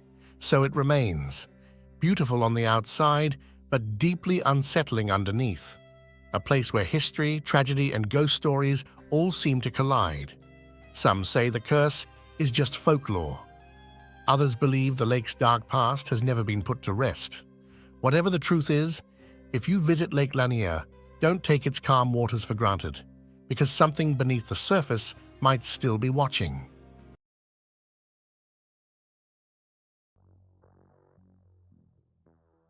You know a road has a reputation when the locals start calling it Spook Road. Just outside Brandon, South Dakota, this quiet country road has become one of the state's most talked about haunted spots. During the day, it looks like a peaceful, tree-lined drive, almost scenic. But once the sun goes down, things start to feel off. Locals say strange things happen here. One of the most famous legends? If you drive in one direction, you'll cross 5 bridges, but on the way back, there are only 4. People have also claimed to see figures in the trees, or even eyes watching them from the darkness. It gets even darker, literally and figuratively. There are stories of people being hanged from the bridges. Some drivers swear they've seen ghostly shapes along the side of the road or even hanging in the trees at night. And if you stop in just the right, or wrong spot, you might feel like you're not alone. Spook Road has been creeping people out for decades. It's so well known that there was even a local effort to save the surrounding trees when the town planned to cut many of them down. People didn't just fear the road, they respected it. Whether you're into ghost stories or just love a good thrill, Spook Road delivers the chills. Just be warned, if you go for a drive after dark, you might come back with more than just a story. Tucked away in a remote valley outside Paulding, Michigan, a strange light appears almost every night. Locals call it the Paulding Light, a glowing orb that floats, flickers, and sometimes even changes color. No one really knows what it is, but the legends are chilling. The most popular tale says it's the ghost of a railroad brakeman killed long ago while trying to stop a train from crashing into stalled cars on the tracks. The light? That's his lantern, still swinging through the night as he warns of danger that's already come and gone. Other stories say it's the spirit of a murdered mail carrier, or a Native American ghost dancing across the power lines. One version tells of a grandparent searching endlessly for a lost child, their lantern blinking out and relighting as they wander through the dark. People have been reporting the Paulding Light since the 1960s. It shows up in the same spot, deep in the trees, and always seems just out of reach. But not everyone buys the ghost stories. In 2010, a group of Michigan Tech students pointed a telescope at the light and saw car headlights. They were able to trace the light to a specific stretch of US Highway 45 nearly 5 miles away. They even recreated it: high beams, brake lights, even the glow of police flashes. So case closed, right? Maybe. But many who visit say the light doesn't act like car headlights. It appears, disappears, changes shape. And not everyone sees it the same way. Even with science offering an explanation, some still swear the Paulding Light is something else, something watching, something waiting. And as long as it keeps glowing in the dark Michigan woods, the legend will never fade. Hummel Park is located in North Omaha, Nebraska, at 11808 John J. Pershing Drive. It spans over 200 acres and was donated to the city back in 1930. The park is named after Joseph B. Hummel, a longtime superintendent for Omaha's Parks and Recreation Department. The park is full of trees and sits just north of the Florence neighborhood. It's got hiking trails, including a section of the Omaha Riverfront Trail, picnic shelters, a disc golf course, horseshoe pits, and a scenic overlook above a cliff known as the Devil's Slide. There used to be playgrounds, but they were taken out in 2009. It's also home to a summer day camp that's been around since the 1940s. The Hummel Park Nature Center hosts educational programs and special outdoor events for families and kids, all run by the city. Now, here's where things get a little strange. Over the years, Hummel Park has become the focus of some pretty wild urban legends. People talk about satanic rituals, haunted staircases, even a secret group of albino people living in the woods. But let's clear this up. There's never been any solid proof behind these stories. Some say the trees at the entrance bend because of spirits from past lynchings, but there's no historical record of that ever happening. Others claim the stairs in the park, called the stairs to hell, can't be counted the same, going up and down. The truth? There are 188 steps, and people probably just lose count because some of them are uneven. And then there's the most famous myth. A hidden colony of albino people living in the park, sometimes described as violent, other times as just reclusive. Again, no evidence has ever backed this up. So where do all these stories come from? Probably the park's secluded location, thick woods, and the fact that it's a favorite hangout spot for teens. A few crime cases have been linked to the area, but it's likely that those incidents happened elsewhere and the bodies were later found in the park due to how hidden it is. Hummel Park might be full of spooky stories, but most of them are just that, stories. Deep in the woods of Waukesha County, near Mystic Drive in Muskego, Wisconsin, there's a story that locals have whispered for decades. It's the legend of Haunchyville, a hidden village said to be home to a secretive community of little people who built their own miniature world in the forest, far from curious eyes. According to the legend, the origins of Haunchyville trace back to a group of circus performers, dwarves who had long been mistreated and exploited by their ringmaster. One day, they fought back. The story goes that they killed their abuser, cut off his limbs, and hanged him in the woods. Fearing retaliation or arrest, the group disappeared into the forest and built a life of their own, where everything was scaled to their size: homes, furniture, even paths through the trees. But Haunchyville didn't vanish from the world completely. The story tells of a man, an albino hermit, who protects the village. Locals say he lives near the end of Mystic Drive, shotgun in hand, watching for trespassers. His loyalty to Haunchyville is unshakable. They say he first discovered the village as a child. Unlike others who had mocked or feared the little people, he treated them with kindness. In return, the dwarves took him in and raised him as one of their own.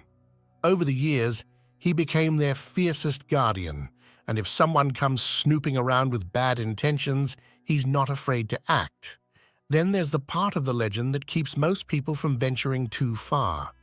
It's said that if you're caught trespassing in Haunchyville, the punishment is brutal. Your legs are cut off at the knees so that you're forced to live like them. Of course, no one's ever proven that Haunchyville exists. There are no confirmed sightings, no photos, and no mapped-out coordinates. But that hasn't stopped thrill seekers, ghost hunters, and curious teens from trying to find it. Some claim they've heard footsteps in the woods. Others say they've seen shadows darting between trees, or even caught a glimpse of the mysterious protector himself. Whether it's an old urban legend or something more, the story of Haunchyville continues to haunt the forests of Muskego. And if you ever find yourself driving down Mystic Drive late at night, maybe think twice before stepping into those woods. Tucked away on the prairie, about 40 miles west of Minot, North Dakota, sits what's left of the town of Tagus. It was founded in 1900 as a railroad settlement and briefly thrived, hitting a peak population of around 140 by 1940. Originally named Wallace, the town was later renamed Tagus to avoid confusion with Wallace, Idaho. Strangely, no one seems to know for sure where the name Tagus actually came from. Today, Tagus is mostly abandoned. A few people still live there, but the streets are lined with empty buildings and broken windows, reminders of what once was. When a local team planned a visit to Tagus, a story in the Minot Daily News tipped off some of the town's few remaining residents. To their surprise, 2 locals were waiting when they arrived, ready to share what Tagus has really been through. Over the years, the town has suffered from wave after wave of vandalism and reckless behavior. One of the residents told a story from the 1980s about a Halloween night that got wildly out of hand. 300 teenagers showed up in Tagus for what basically turned into a full-scale trashing of the town. Luckily, the Mountrail County Sheriff had been warned and was able to shut it down. But that wasn't the end of it. In 2001, the town's last remaining church was destroyed in a fire. Some reports say it was due to an electrical fault, but locals insist it was the work of vandals. All that remains now is a simple stone marker where the church once stood. Beyond the vandalism and decay, Tagus has become a magnet for urban legends, the kind that only grow in places like this. People talk about everything from satanic rituals to hellhounds, ghost sightings, and strange figures in the night. If you grew up anywhere in northwest North Dakota, chances are you've heard the stories. No one knows how the legends started, but they've stuck. And in a place like Tagus, with its crumbling houses and prairie silence, they feel just believable enough. Still, whether you're chasing ghost stories or just curious about a forgotten town, the few people who still call Tagus home have a simple request. Be respectful. This place has already been through enough. In 1898, a Swedish immigrant named Olof Oman was clearing trees on his farm near Kensington, Minnesota, when he hit something strange with his axe. A big stone slab carved with mysterious symbols.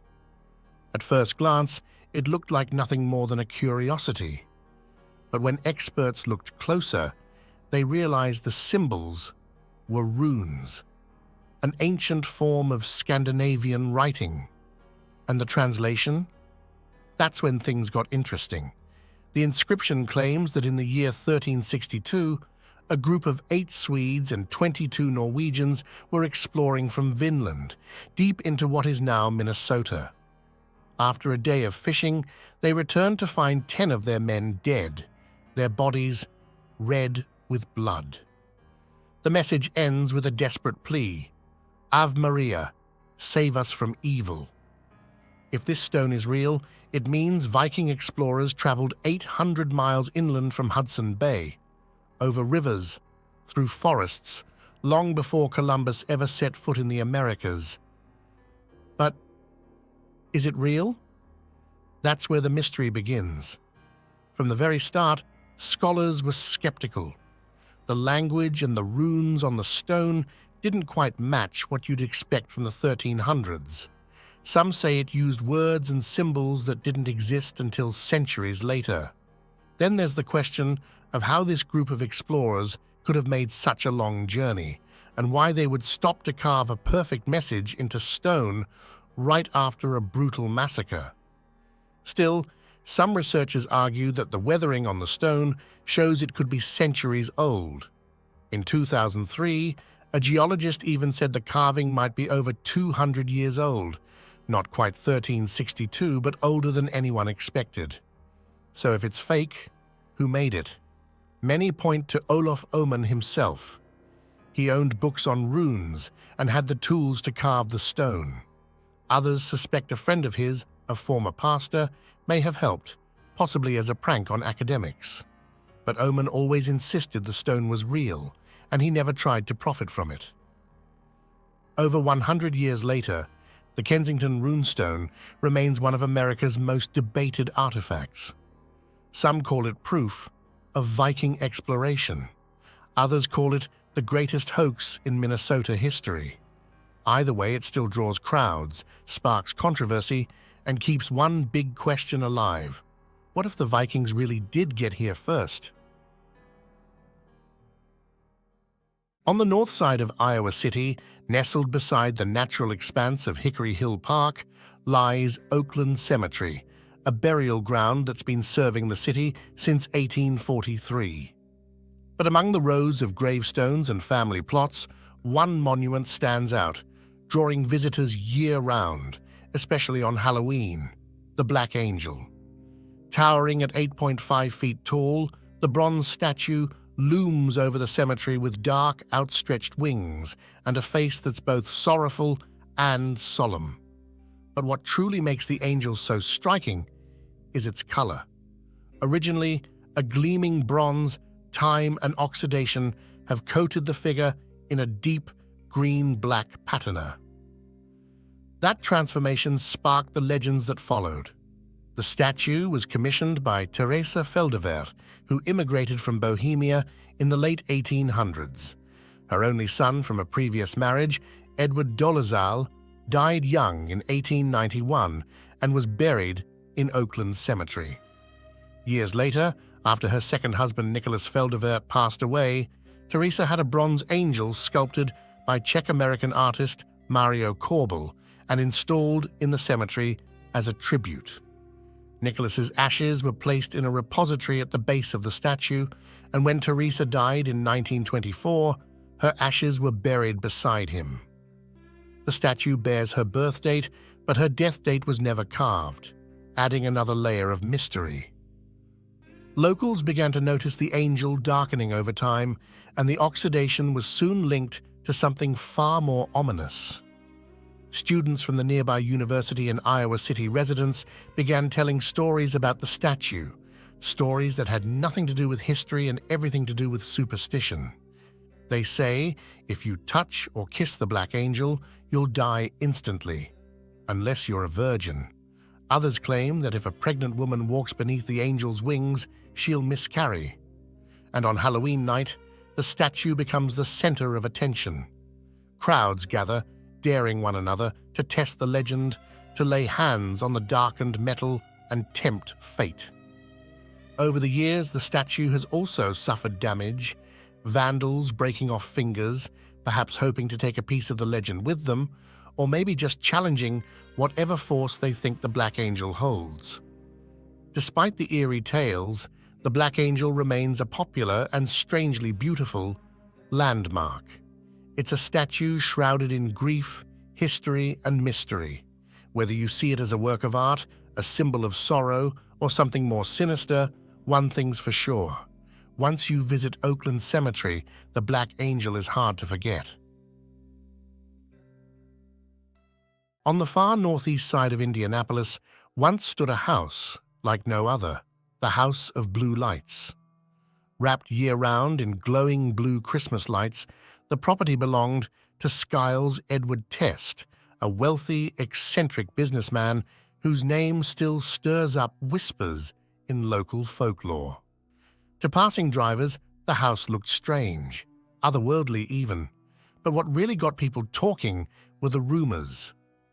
According to local legend, Test had kept the embalmed body of his late wife inside the house, resting in a glass coffin, illuminated by the soft blue glow. Creepy, right? But here's the truth. None of Test's wives were buried there. In fact, all three of his former spouses outlived him.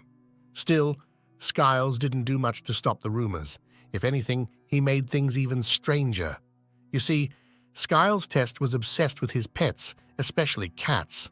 At one point, he owned over 100 of them. When one of his beloved cats passed away, he gave it a full burial, carpeted casket, brass nameplate, the whole deal. Over time, the bizarre pet cemetery only added to the eerie reputation of the estate. Even after Test died in 1964, the stories kept spreading.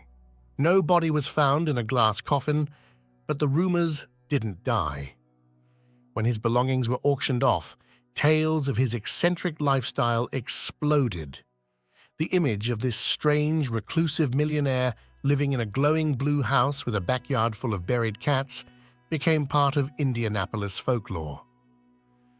In 1979, a local writer named Kay McClott published a book titled Skiles Test and the House of Blue Lights. Though meant as a tribute, some who knew Skiles, including his own nephew, felt it took some creative liberties. As for the house itself, it was unlike anything else in the city. Originally a farmhouse, Test expanded it over the years into a sprawling, unusual estate. The exterior was wrapped in white glass bricks, and the roof bristled with lightning rods. There were greenhouses, a 3-story diving tower, and even a motorized surfboard pulley system on the estate's massive solar-heated pool. The pool water was warmed by pumping it through above-ground pipes heated by the sun. After Test's death, the estate was eventually gifted to the city of Indianapolis in 1974. For a while, the buildings were left standing, but time and weather wore them down. Despite protests and efforts from preservation groups, the structures were demolished in 1978. Today, nothing remains of the house itself. But the land wasn't forgotten. The property was transformed into Skiles Test Nature Park, a peaceful green space. But longtime locals still remember the blue lights glowing in the night and the mysterious stories that surrounded the place. And even now, if you ask the right person in Indianapolis about haunted places, chances are they'll mention the House of Blue Lights. Just off a quiet county road between Topeka and Lawrence, Kansas, lies the tiny, nearly forgotten town of Stull. It's so small, you could drive through it without even realizing it. But for decades, this quiet place has carried a dark and bizarre reputation, one that places it among America's most haunted locations. At the center of it all is Stull Cemetery. Founded in 1857 and originally known as Deer Creek, the town was renamed after its only postmaster, Sylvester Stull. Today, only a few buildings remain. But since the 1970s, the name Stull has been tied to something much more sinister. Urban legends involving Satan, witches, and a supposed gateway to hell. It all started with a 1974 article in the University Daily Kansan titled Legend of Devil Haunts Tiny Town. The story claimed that the devil himself appeared in the cemetery twice a year, once on Halloween and again on the spring equinox. From there, the legend exploded. Some claimed that Stull Cemetery housed one of the 7 gates to hell. Others said that the ruins of a nearby church were possessed by demonic forces and that somewhere beneath it there was a hidden staircase leading straight to the underworld, a stairway that once descended would take weeks to climb back out.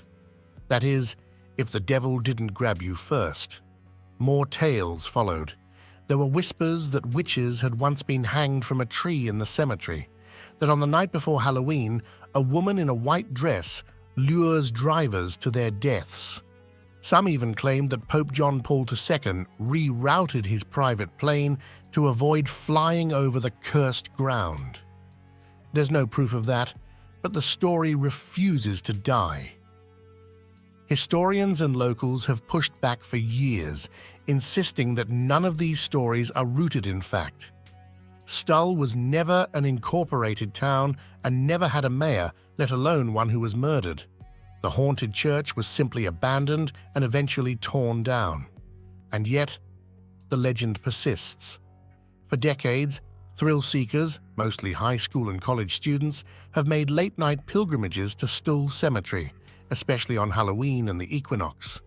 Some claim they heard strange noises, experienced memory lapses, or felt a heavy, unnatural presence.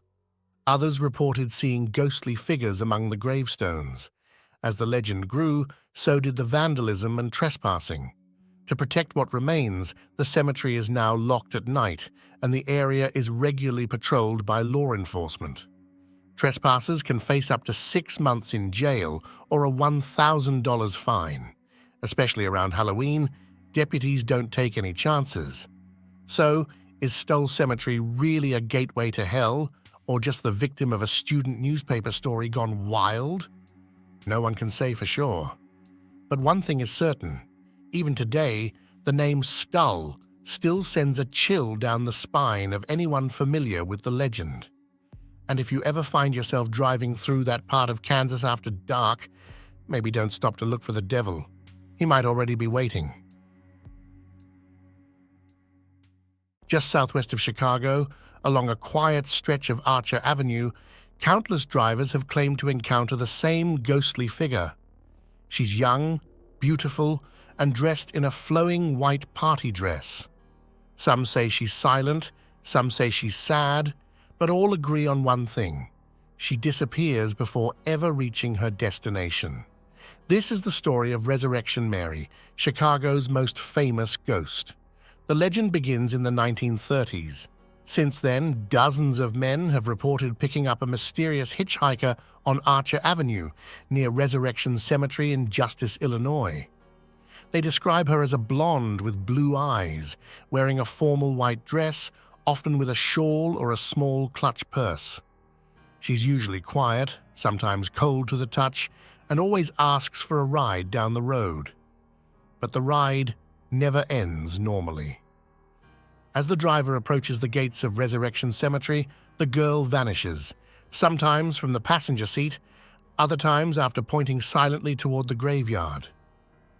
According to the most common version of the story, Mary had spent an evening dancing at the O. Henry Ballroom, now remembered as the Willowbrook Ballroom. After a fight with her boyfriend, she stormed out and started walking alone along Archer Avenue. That's when tragedy struck. A hit-and-run driver hit her and left her to die on the side of the road. Her grieving parents buried her in Resurrection Cemetery, dressed in the same beautiful white dancing dress she wore that night. And that's where the sightings begin. One of the earliest and most famous encounters came in 1939. when a man named Jerry Pallas claimed he met a girl at Liberty Grove and Hall in Chicago. He danced with her all night, even kissed her, and then drove her home, only to watch her vanish in front of the cemetery gates. In 1973, she reportedly appeared at Harlow's nightclub, and that same year, a cab driver burst into Chet's Melody Lounge, right across from the cemetery, looking for a young woman who had disappeared without paying her fare. The ghostly encounters continued in 1976, 1978, 1980, and 1989, with motorists claiming to have hit or nearly hit a woman outside the cemetery, only to find no trace of her once they stopped. One of the eeriest pieces of evidence came in 1976, when people claimed to see burned handprints on the wrought iron gates of the cemetery, said to be left by Mary herself. Cemetery officials, however, chalked it up to damage from a truck. Still, the legend grew. In 1979, Chicago columnist Bill Geist shared the story of a cab driver named Ralph. He picked up a young blonde woman on Archer Avenue. She seemed normal, quiet, polite, but as they neared Resurrection Cemetery, she suddenly cried out, "Here! Here!" When Ralph turned to look, she was gone. No door opened, no sound, just gone. Ralph wasn't some thrill-seeker or attention hunter. He was a father, a churchgoer, a little league coach, a regular guy, and his story matched dozens of others that came before and after. So who was Mary? Some believe she was Mary Bregovy, who died in a car crash in 1934. Others point to Anna Maria Norkus, a 12-year-old Lithuanian girl who died in an accident in 1927 while returning home from the O. Henry Ballroom, the same place where Resurrection Mary's story is said to have begun. Ghost researcher Richard Crowe claimed to have collected at least 36 solid sightings over the years, all eerily similar. A girl in white, Archer Avenue, a ride that ends at the gates of the dead. Whether she's the spirit of Mary, Anna, or someone else entirely, one thing's for sure. Mary has earned her place in Chicago folklore. And even today, people still report seeing her walking along that lonely road. So if you're ever driving down Archer Avenue late at night, keep your eyes on the side of the road. And if you see a young woman in a white dress, thumbing for a ride, maybe just keep driving. In the late 1970s, the town of Circleville, Ohio, a quiet place of around 12,000 people, became the center of a mystery that would span decades. It started with a single letter, then another, then hundreds more, all anonymous, all threatening. The Circleville letters, as they came to be known, were sent to residents, businesses, elected officials, and local newspapers. The letters claimed to know the darkest secrets of the people who lived in Circleville. And they didn't just threaten to expose those secrets, they threatened to ruin lives. In 1977, Mary Gillespie, a local school bus driver, received her first letter. It said, "I've been watching your house. I know you have children. Stay away from Massey." The writer seemed to know something personal, that Mary was allegedly having an affair with Gordon Massey, the local school superintendent, and she wasn't the only target. Letters like this started showing up all across town. Soon after, Mary's husband, Ron Gillespie, started receiving letters too.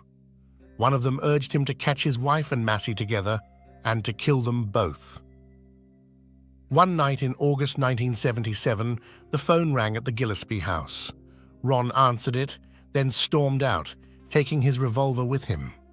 He told his daughter he was going to confront whoever was behind the letters, but Ron never made it home. His truck crashed into a tree. He was found dead at the scene. Authorities ruled it an accident, but his gun had been fired once. No one could explain why. After Ron's death, the letters kept coming. The anonymous writer continued to target Mary and Gordon Massey, along with others in the town.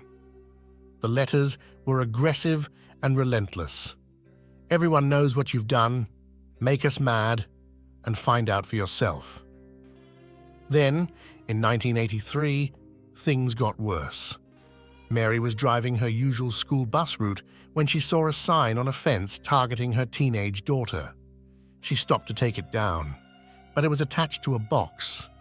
Inside that box was a loaded gun, a booby trap designed to fire if tampered with. Luckily, it didn't go off, but the trap gave investigators a lead. Police traced the gun back to Paul Freshour, Mary's former brother-in-law and Ron's brother. At the time, Paul was going through a bitter divorce with his wife, Karen Sue, who later told police that Paul had written the letters. She even claimed to have found more hidden around the house. Paul denied everything. He said the gun had been stolen. But after failing a polygraph test, he was arrested and charged with attempted murder. In 1984, he was convicted. Authorities hoped the letters would stop with Paul behind bars. But they didn't. Hundreds more were sent. Even Paul himself received one while in prison. The prison warden confirmed Paul had no access to writing materials and no way to send mail. But still, the letters kept arriving, signed by the Circleville writer. With Paul in prison, suspicion shifted. Some began to wonder, was he framed?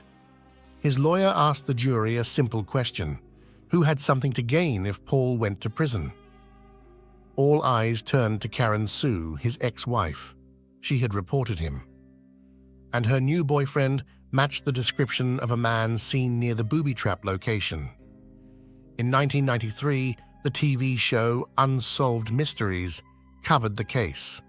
Not long after, the show received its own anonymous letter: "Forget Circleville, Ohio. If you come to Ohio, you El Sickos will pay." The Circleville writer. In 1994, the same year Paul Freshour was paroled, the letters suddenly stopped. Paul maintained his innocence until his death. He insisted he wasn't the writer, that he was framed, and that the real person behind the letters was still out there. Decades later, the case remains closed, but questions remain. A recent forensic analysis found similarities between Paul's handwriting and the letters. Was that enough to prove guilt, or just a coincidence? To this day, the identity of the Circleville writer remains one of Ohio's greatest unsolved mysteries. Hidden beneath a canopy of twisted trees and thick undergrowth, just west of St. Louis in Wildwood, Missouri, lies a place that has stirred up ghost stories, urban legends, and whispered warnings for decades. Today, it's known as the Rock Hollow Trail, a paved path popular with cyclists and joggers. But if you peel back the polite signage and ignore the calm suburban surroundings, you'll find that locals still call it by its older, much darker name: Zombie Road. Originally constructed in the late 1860s, Lawler Ford Road, its original name, was built to give access to the Merrimack River and the railroad that hugged its banks. Over time, it fell into disuse, swallowed by nature and cut off from regular traffic. But even before it was overtaken by trees and vines, people began to say that something felt wrong along that stretch of pavement. The dense woods, the sudden silence, the way the sun never seemed to hit the trail quite right. Many described a sense of being watched, even during the brightest part of the day. As far back as the 1950s, the road had already started collecting stories, tales of things that didn't belong in the daylight. Teenagers used to sneak out there to party or escape adult eyes, but they often came back shaken, saying they heard footsteps trailing them or saw shapes moving just beyond the reach of their headlights. Some swore they saw figures darting through the trees, always watching, but never getting close enough to see clearly. One of the earliest and most chilling legends to emerge was about a man who had escaped from a nearby asylum, a man who supposedly vanished into the woods, leaving only his bloodied clothing behind on the trail. Some said he built a shack deep in the forest, living off the land and preying on unsuspecting teens who wandered too far. As the story goes, he eventually died alone, but his spirit never left. People began calling him the Zombie Killer, and over time, the name stuck, not just to the man, but to the road itself. Variations of the tale evolved. Some say he worked in a brutal orphanage where children were abused and murdered, their bodies quietly buried in the woods. Others speak of a cemetery for children nearby, a place where their spirits still cry out at night. Whether or not any of these stories are true, it didn't stop people from whispering that the trail was cursed ground, haunted by everything from restless child spirits to shadowy apparitions to a hulking, monstrous version of the killer himself, forever wandering the woods he once called home. Then there's the account of Della Hamilton McCullough, the wife of a local judge who was killed by a train in 1876 near the tracks that run alongside the trail.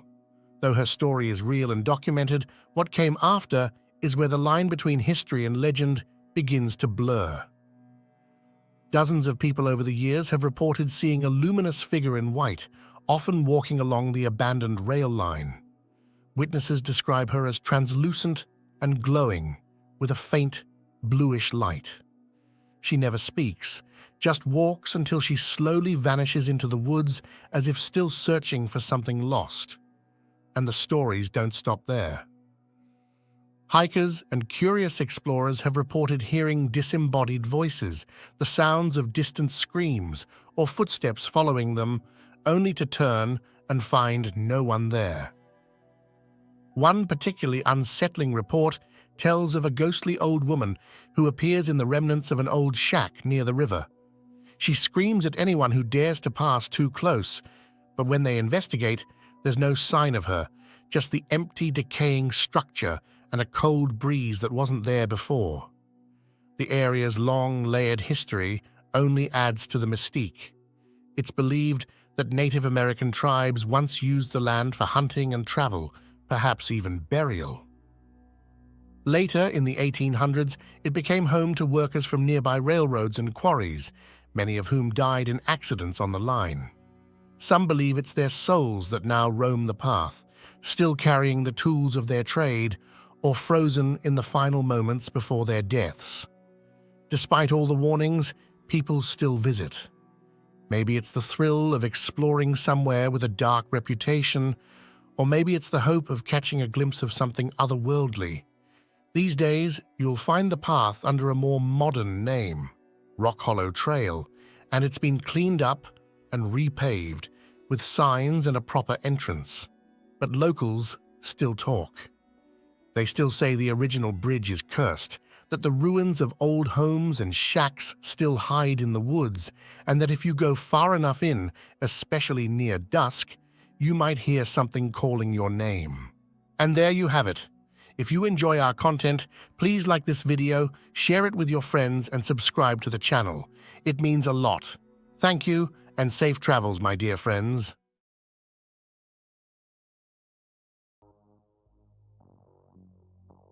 In the quiet town of Bucksport, Maine, there's a monument in the local cemetery that draws in more attention than most. It belongs to Colonel Jonathan Buck, the town's founder. But what really makes it famous isn't who's buried there. It's what's on the stone. Carved in 1870, Buck's tombstone carries a strange, dark stain in the shape of a woman's leg and foot. And no matter how many times the stone has been cleaned, replaced, or repaired, the mark always comes back. The local legend? Buck once sentenced a woman to death for witchcraft. As she was being executed, the woman supposedly cursed him, declaring she would have her revenge, and that she would leave her mark on his grave.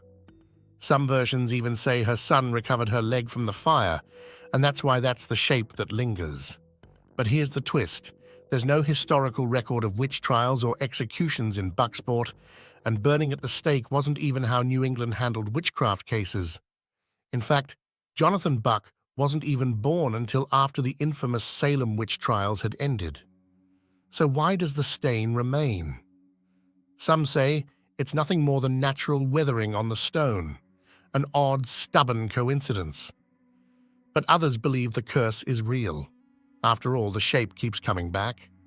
Real history or pure myth, Jonathan Buck's grave has become one of Maine's most chilling and talked-about landmarks. And if you ever find yourself in Bucksport, take a look at the tombstone. You might just see the imprint of a vengeful witch's curse that refuses to fade. Raymond Robinson, born in 1910, was a man from Pennsylvania who became known as the Green Man, or Charlie No Face. You might have heard stories about a glowing figure wandering dark roads, but this legend actually started with a real person. When Raymond was just 8 years old, he was climbing a bridge to check out a bird's nest when he got hit with a massive electric shock, over 20,000 volts. The accident left him badly disfigured. He lost his eyes, nose, and one arm. Doctors didn't expect him to survive, but he did. Because of how he looked, Raymond didn't go out during the day. People would stare or panic, so instead, he took long walks at night along Route 351, using a walking stick to guide him. Locals would sometimes go out driving, hoping to spot him. Some were kind, offering beer or cigarettes. Others were cruel. But Raymond kept walking anyway. He was even hit by cars more than once. During the day, he lived quietly with family in Coppell, Pennsylvania, making wallets, belts, and mats to sell. In his final years, he moved into a care center and passed away in 1985 at age 74. Over time, stories about Raymond got twisted into an urban legend. People started calling him the Green Man, saying his skin was green from the electric shock and that he hid in an abandoned house. None of that was true, but the myth spread from generation to generation. Even today, some are surprised to learn the Green Man was real, and that behind the spooky stories was just a man trying to live his life the best he could. Deep in the Berkshire Hills of western Massachusetts is a gaping black hole carved straight into a mountain, the Hoosac Tunnel. Stretching nearly 5 miles long, it's a marvel of engineering and a magnet for ghost stories. Locals still call it the Bloody Pit, and with good reason. By the time the tunnel was completed in 1875, over 200 workers were dead, and the living were convinced something evil had taken hold deep beneath the mountain. The hauntings started early. In 1865, a man named Ringo Kelly set off explosives too soon and killed 2 of his co-workers.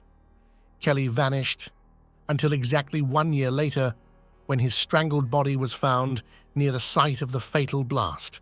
No suspect, no evidence, just rumors that the ghosts of the men he killed had come for revenge. Then there was the Central Shaft disaster in 1867. A naphtha explosion dropped machinery, tools, and burning debris onto 13 men working deep in the tunnel. The air pumps failed, the shaft flooded. Everyone inside was presumed dead. A year later, when the water was finally drained, rescuers found the bodies and a handmade raft. Some of the men had survived the initial explosion, built a desperate escape plan, and slowly died waiting for help that never came. After that, workers began reporting ghostly figures in the tunnels, disembodied voices, and glowing lights in the darkness. One investigator in the 1870s described seeing a headless specter floating toward him in total silence, bathed in an eerie blue glow. Even in recent years, people claim the tunnel is cursed. Some say they feel invisible hands pushing or pulling them along the tracks. Others hear screams echoing through the tunnel when no one else is around. And in 1973, a man named Bernard Hastaber entered the tunnel and was never seen again. There's even a room beneath the central shaft known as the Hoosac Hotel, where some say the spirits of dead workers still linger. Some claim it's cursed. Others believe it's the epicenter of all the paranormal activity. To this day, strange lights and ghostly sightings continue to be reported. Locals still warn curious explorers, don't go in alone, don't go too deep. And if the wind starts to whisper, don't listen, because something is still down there and it's never left the bloody pit. Back in the winter of 1887, a strange and haunting story made the front page of the Montpellier Argus and Patriot. According to the article, the details came from a local man's diary, Uncle William as he was called, who claimed to witness a horrifying tradition carried out by a poor, isolated farming family deep in the hills of Vermont.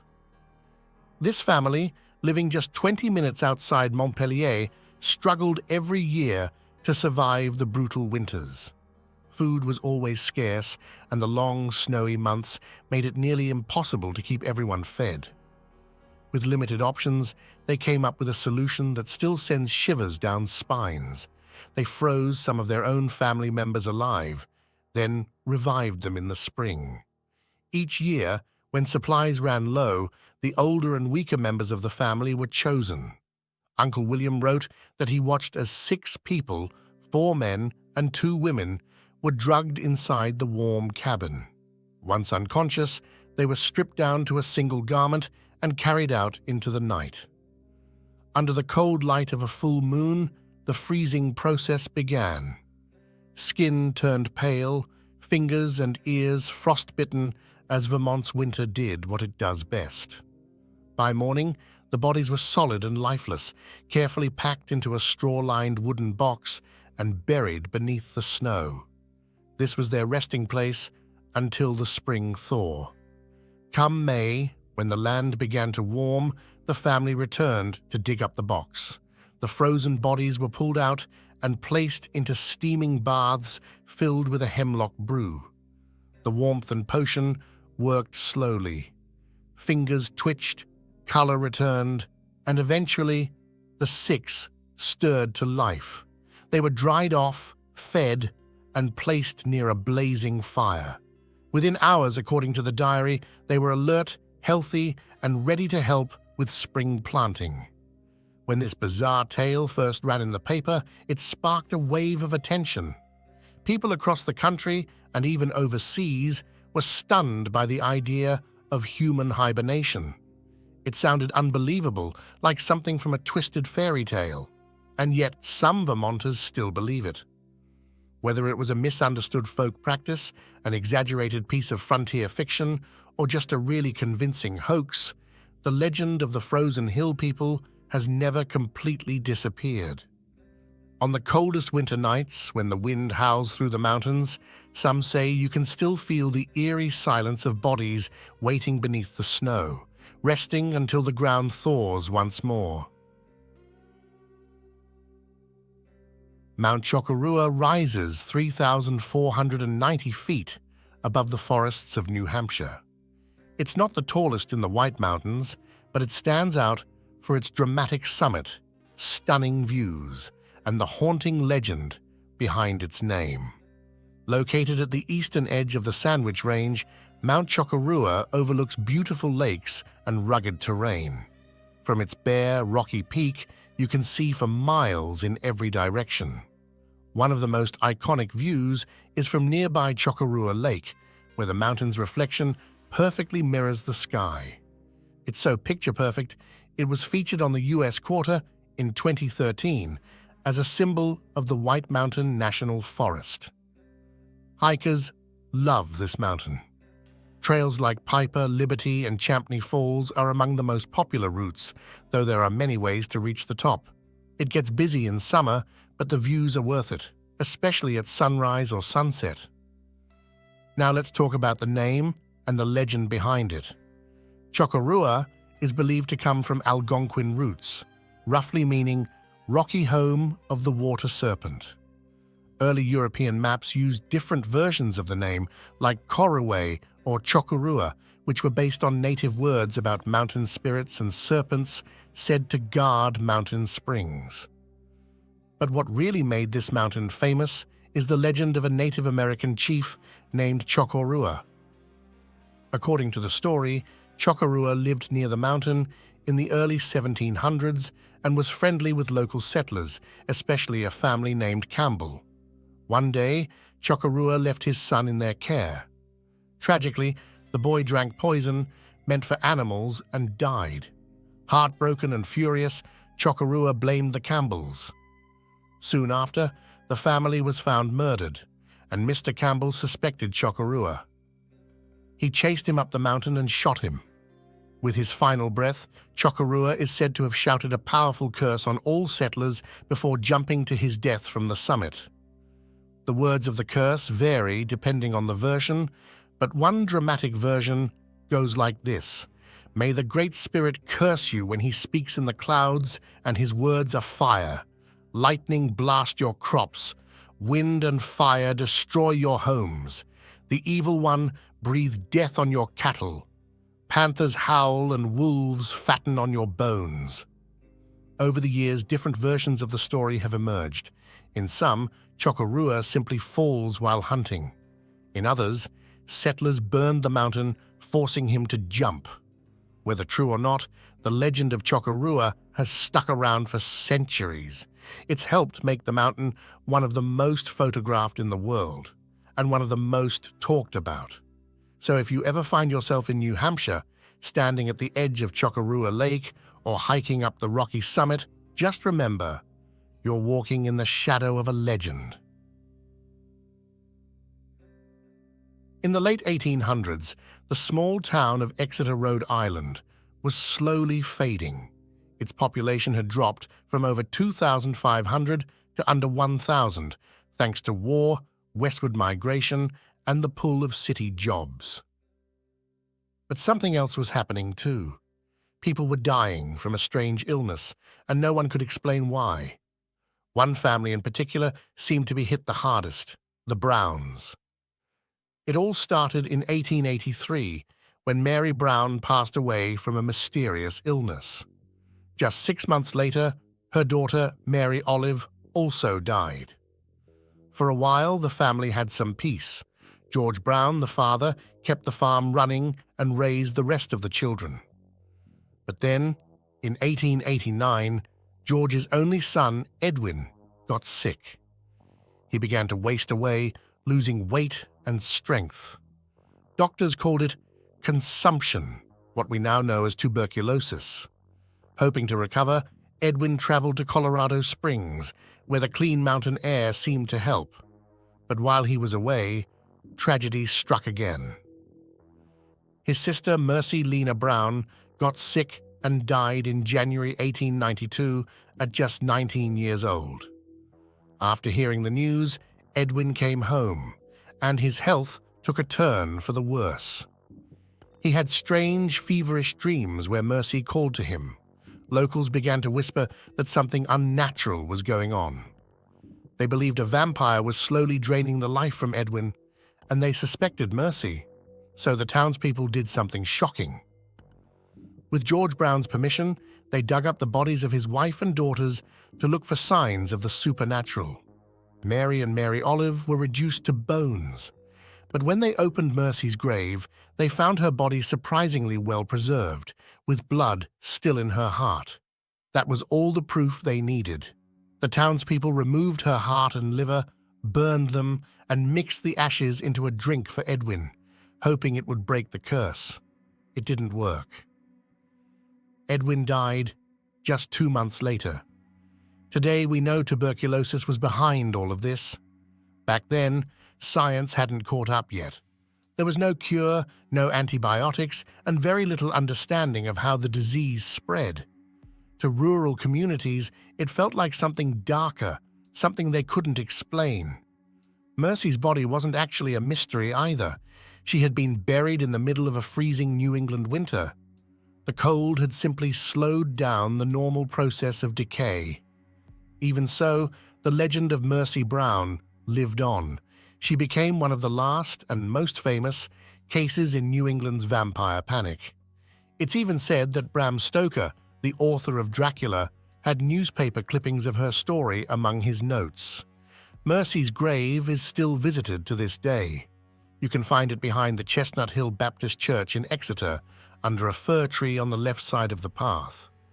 Visitors leave all kinds of things: coins, stones, candy, even iced coffee from Cumberland Farms. Whether you see her story as a case of fear, misunderstanding, or superstition, one thing's for sure: Mercy Brown's memory still lingers in the quiet corners of Rhode Island. For years, kids on Staten Island grew up hearing about Cropsey, a shadowy figure said to stalk children who wandered too far from home. In some versions, he had a hook hand. In others, he was a burned, scarred monster. What never changed was the ending. The children vanished. It was the kind of tale that kept you from straying too far into the woods, just another urban legend until it wasn't. The man behind the Cropsey myth had a real name: Andre Rand. Born in the 1940s, Rand worked as a custodian at the Willowbrook State School, a facility on Staten Island for children with developmental disabilities. The school itself was infamous. Overcrowded, unsanitary, and abusive, it was more like a horror show than a place of care. In 1983, Rand did something that shocked the community. He took a school bus with 11 children inside and drove it to Newark Airport. Nobody knew why. The kids were eventually rescued, and Rand served 10 months in jail. But something about that incident didn't sit right. It wasn't just strange, it felt like a warning. After his release, Rand never really disappeared. He was often seen around neighborhoods talking to kids, buying them snacks, hanging out in parks. But people were uneasy around him. There was something off, and when children went missing, his name kept coming up. Still, there was never enough evidence to charge him with anything. That changed in 1987. 12-year-old Jennifer Schweiger, a girl with Down syndrome, vanished. The community came together to search. Weeks later, her body was found buried near the ruins of Willowbrook, and that's when the myth of Cropsey met the reality of Andre Rand. He was arrested and charged with kidnapping and murder. Though the jury couldn't reach a verdict on the murder charge, they convicted him of kidnapping. It wasn't the only case. He was later convicted in the 1981 disappearance of Holly Ann Hughes. Rand was linked to the disappearances of several other children, including Alice Pereira, Tiahias Jackson, and Hank Gafforio. But while he was suspected in those cases, he was never formally charged. Most of those kids were never found. He was sentenced to 50 years to life and won't be eligible for parole until 2037. If he lives that long, he'll be in his 90s. The Willowbrook facility, where Rand once worked, was eventually exposed for the nightmare it truly was. Investigations in the 1970s revealed widespread abuse and horrific conditions. It was finally shut down, but the damage had already been done. Rand's story inspired more than just fear. In 2009, a documentary titled Cropsey was released. It looked into the myth, the man, and the missing children. It showed how an urban legend could take root in a real place, and how real pain and fear created the perfect soil for it to grow. In the end, Cropsey wasn't just a scary story. He was a man, a predator, a reminder that sometimes the real monsters aren't hiding under the bed. They're walking the same streets, living in the same neighborhoods, and the scariest part? Sometimes, the legend doesn't even come close to how terrifying the truth can be. In 2014, Derek and Maria Broadus were excited to start a new chapter of their lives. With 3 young kids, they were moving into a beautiful 6-bedroom home in one of the safest towns in America, Westfield, New Jersey. The house at 657 Boulevard was just a few blocks from Maria's childhood home. They paid $1.3 million for it, thinking they'd found their forever home. But just days after closing, a letter arrived in their mailbox and everything changed. The envelope had no return address. Inside was a note addressed to the new owner. It started off polite, but quickly turned unsettling. The writer claimed the house had been watched by their family for decades, by the writer's grandfather, then father, and now them. Here's a piece of what the letter said. 657 Boulevard has been the subject of my family for decades now. Do you know what lies within the walls of 657 Boulevard? Once I know their names, I will call to them and draw them to me. They also mentioned the Broaddeuce's Honda minivan and noticed that contractors had started renovating the house. This wasn't just a prank. Whoever wrote this had been watching the house in person. The letter was signed, The Watcher. Over the next weeks and months, more letters arrived, each one more disturbing than the last. In the second letter, the Watcher referred to the couple's kids as young blood and asked chilling questions like, "Will the young blood play in the basement? If you were upstairs, you would never hear them scream." They also mentioned the layout of the home, including which bedrooms faced the street, suggesting they had been watching from outside. The Broaddeuces were now terrified. They hadn't even moved in yet, and now they weren't sure if they ever would. Derek and Maria reported the letters to the Westfield police, who launched an investigation. One early suspect was a man named Michael Langford, who lived next door with his mother. He was described by neighbors as odd, but harmless. Police interviewed him, but he denied everything, and nothing concrete linked him to the letters. Not satisfied, the Broaddeuces hired a private investigator and even brought in a former FBI agent who analyzed the writing. The letters were filled with old-fashioned language, double-spaced sentences, and literary references. This suggested the author was older, well-read, and likely familiar with the neighborhood. As the letters kept coming, the Broaddus family was paralyzed. They couldn't move into the house, but couldn't sell it either. People were scared off once they heard about the Watcher. Eventually, they rented the house out. Just 2 weeks after the renters moved in, a fourth letter arrived. This one was the most threatening yet. Maybe a car accident, maybe a fire, maybe something as simple as a mild illness that never seems to go away. You are despised by the house, and the Watcher won. The Broaddeuces were already emotionally and financially drained. After trying to sell the house several times and even trying to tear it down, they finally sold it in 2019 for $959,000, taking a $400,000 loss. Despite years of investigation, the Watcher was never identified. One major clue? DNA found on one of the envelopes belonged to a woman, but no matches were ever confirmed. Some people wondered if the whole thing was a hoax by the Broaddeuces themselves, possibly to get out of the purchase. But there's no real evidence supporting that. In fact, Derek later admitted he anonymously mailed letters to a few neighbors in frustration, just to push back against the criticism they'd received. In 2022, Netflix turned the story into a dramatized TV series called The Watcher. While the show added fictional twists, the real story is still just as unsettling. That's the biggest mystery of all.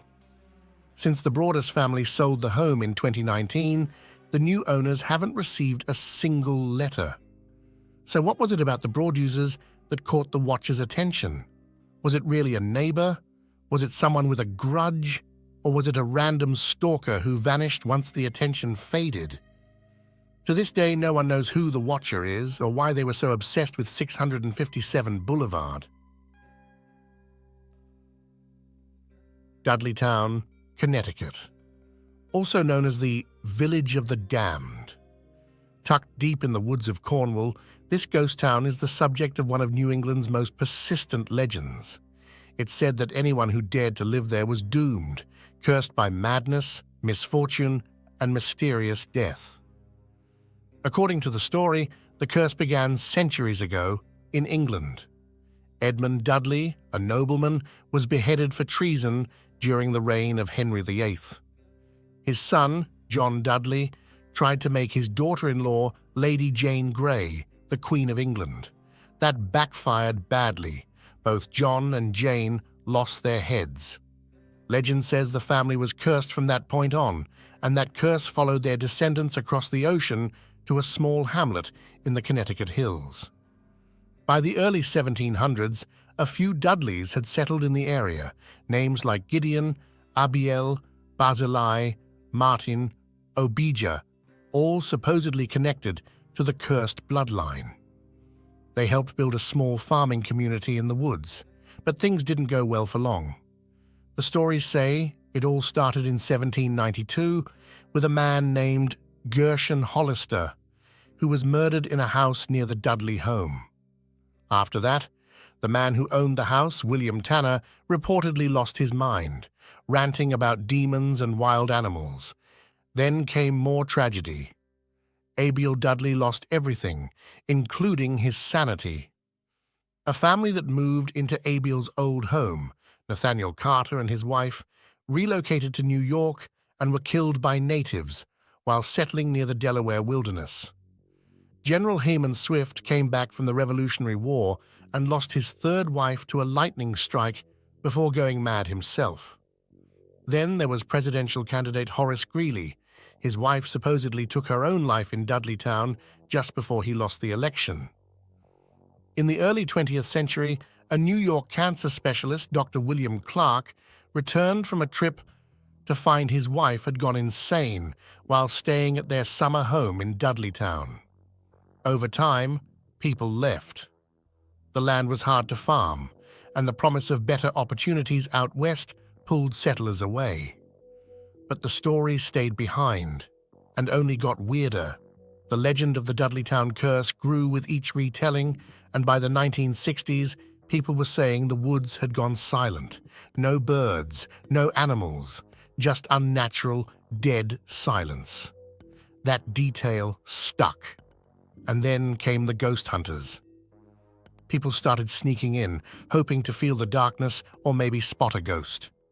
In the 70s, a pair of self-styled demonologists, Ed and Lorraine Warren, filmed a Halloween special there. They called the place demonically possessed. Ed said Dudleytown was controlled by something terrifying. This was the same couple who claimed to investigate the Amityville haunting and ran an occult museum out of their home. Whether you believed them or not, one thing was certain: their attention made things worse. Suddenly, Cornwall was dealing with an invasion of thrill-seekers, ghost hunters, paranormal podcasters, documentary crews, tourists tossing beer cans and parking tour buses. Some even brought EMF meters and audio gear, hoping to catch a whisper from the dead. Cornwall residents were fed up.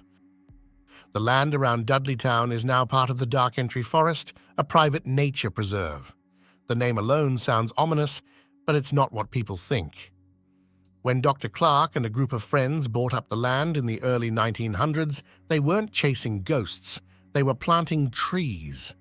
The area had been clear-cut by early farmers, so they started reforesting it. They even opened the trails to New York ski clubs and summer camps. That all ended when the ghost stories got out of control. The Dark Entry Forest Association eventually shut everything down to stop the chaos. But here's the thing. Pretty much every part of the curse story has been debunked. Edmund Dudley and his family? Sure, they were executed in England, but the Dudleys of Dudleytown weren't even related. Gershon Hollister wasn't murdered. He fell from a beam during a barn raising. Abiel Dudley didn't go mad. He lived to 90 and just got a little senile. The Carter family's tragedy? That happened in what was then untamed territory in New York, not Connecticut. General Haman Swift never lived in Dudleytown. Horace Greeley's wife died of lung disease in New York City, and that eerie silence in the woods. The area had been sprayed with DDT in the 1960s, wiping out most of the local wildlife. Even the tale of Dr. Clark's wife going insane isn't quite right. She had a chronic illness and died in New York years before the ghost stories really took hold. Clark kept visiting Dudleytown long after her death. So where did all this come from? It goes back to a 1926 book, The History of Cornwall by Edward Starr. For some reason, Starr tossed in 2 pages of completely made-up stories about Dudleytown. That would have been the end of it, if not for the Warrens turning it into paranormal prime time. By 2011, it got so bad that police arrested 8 filmmakers who wandered off the road and onto private property. Since then, any mention of Dudleytown usually comes with a warning. It's off-limits, and the people who live near there want to keep it that way.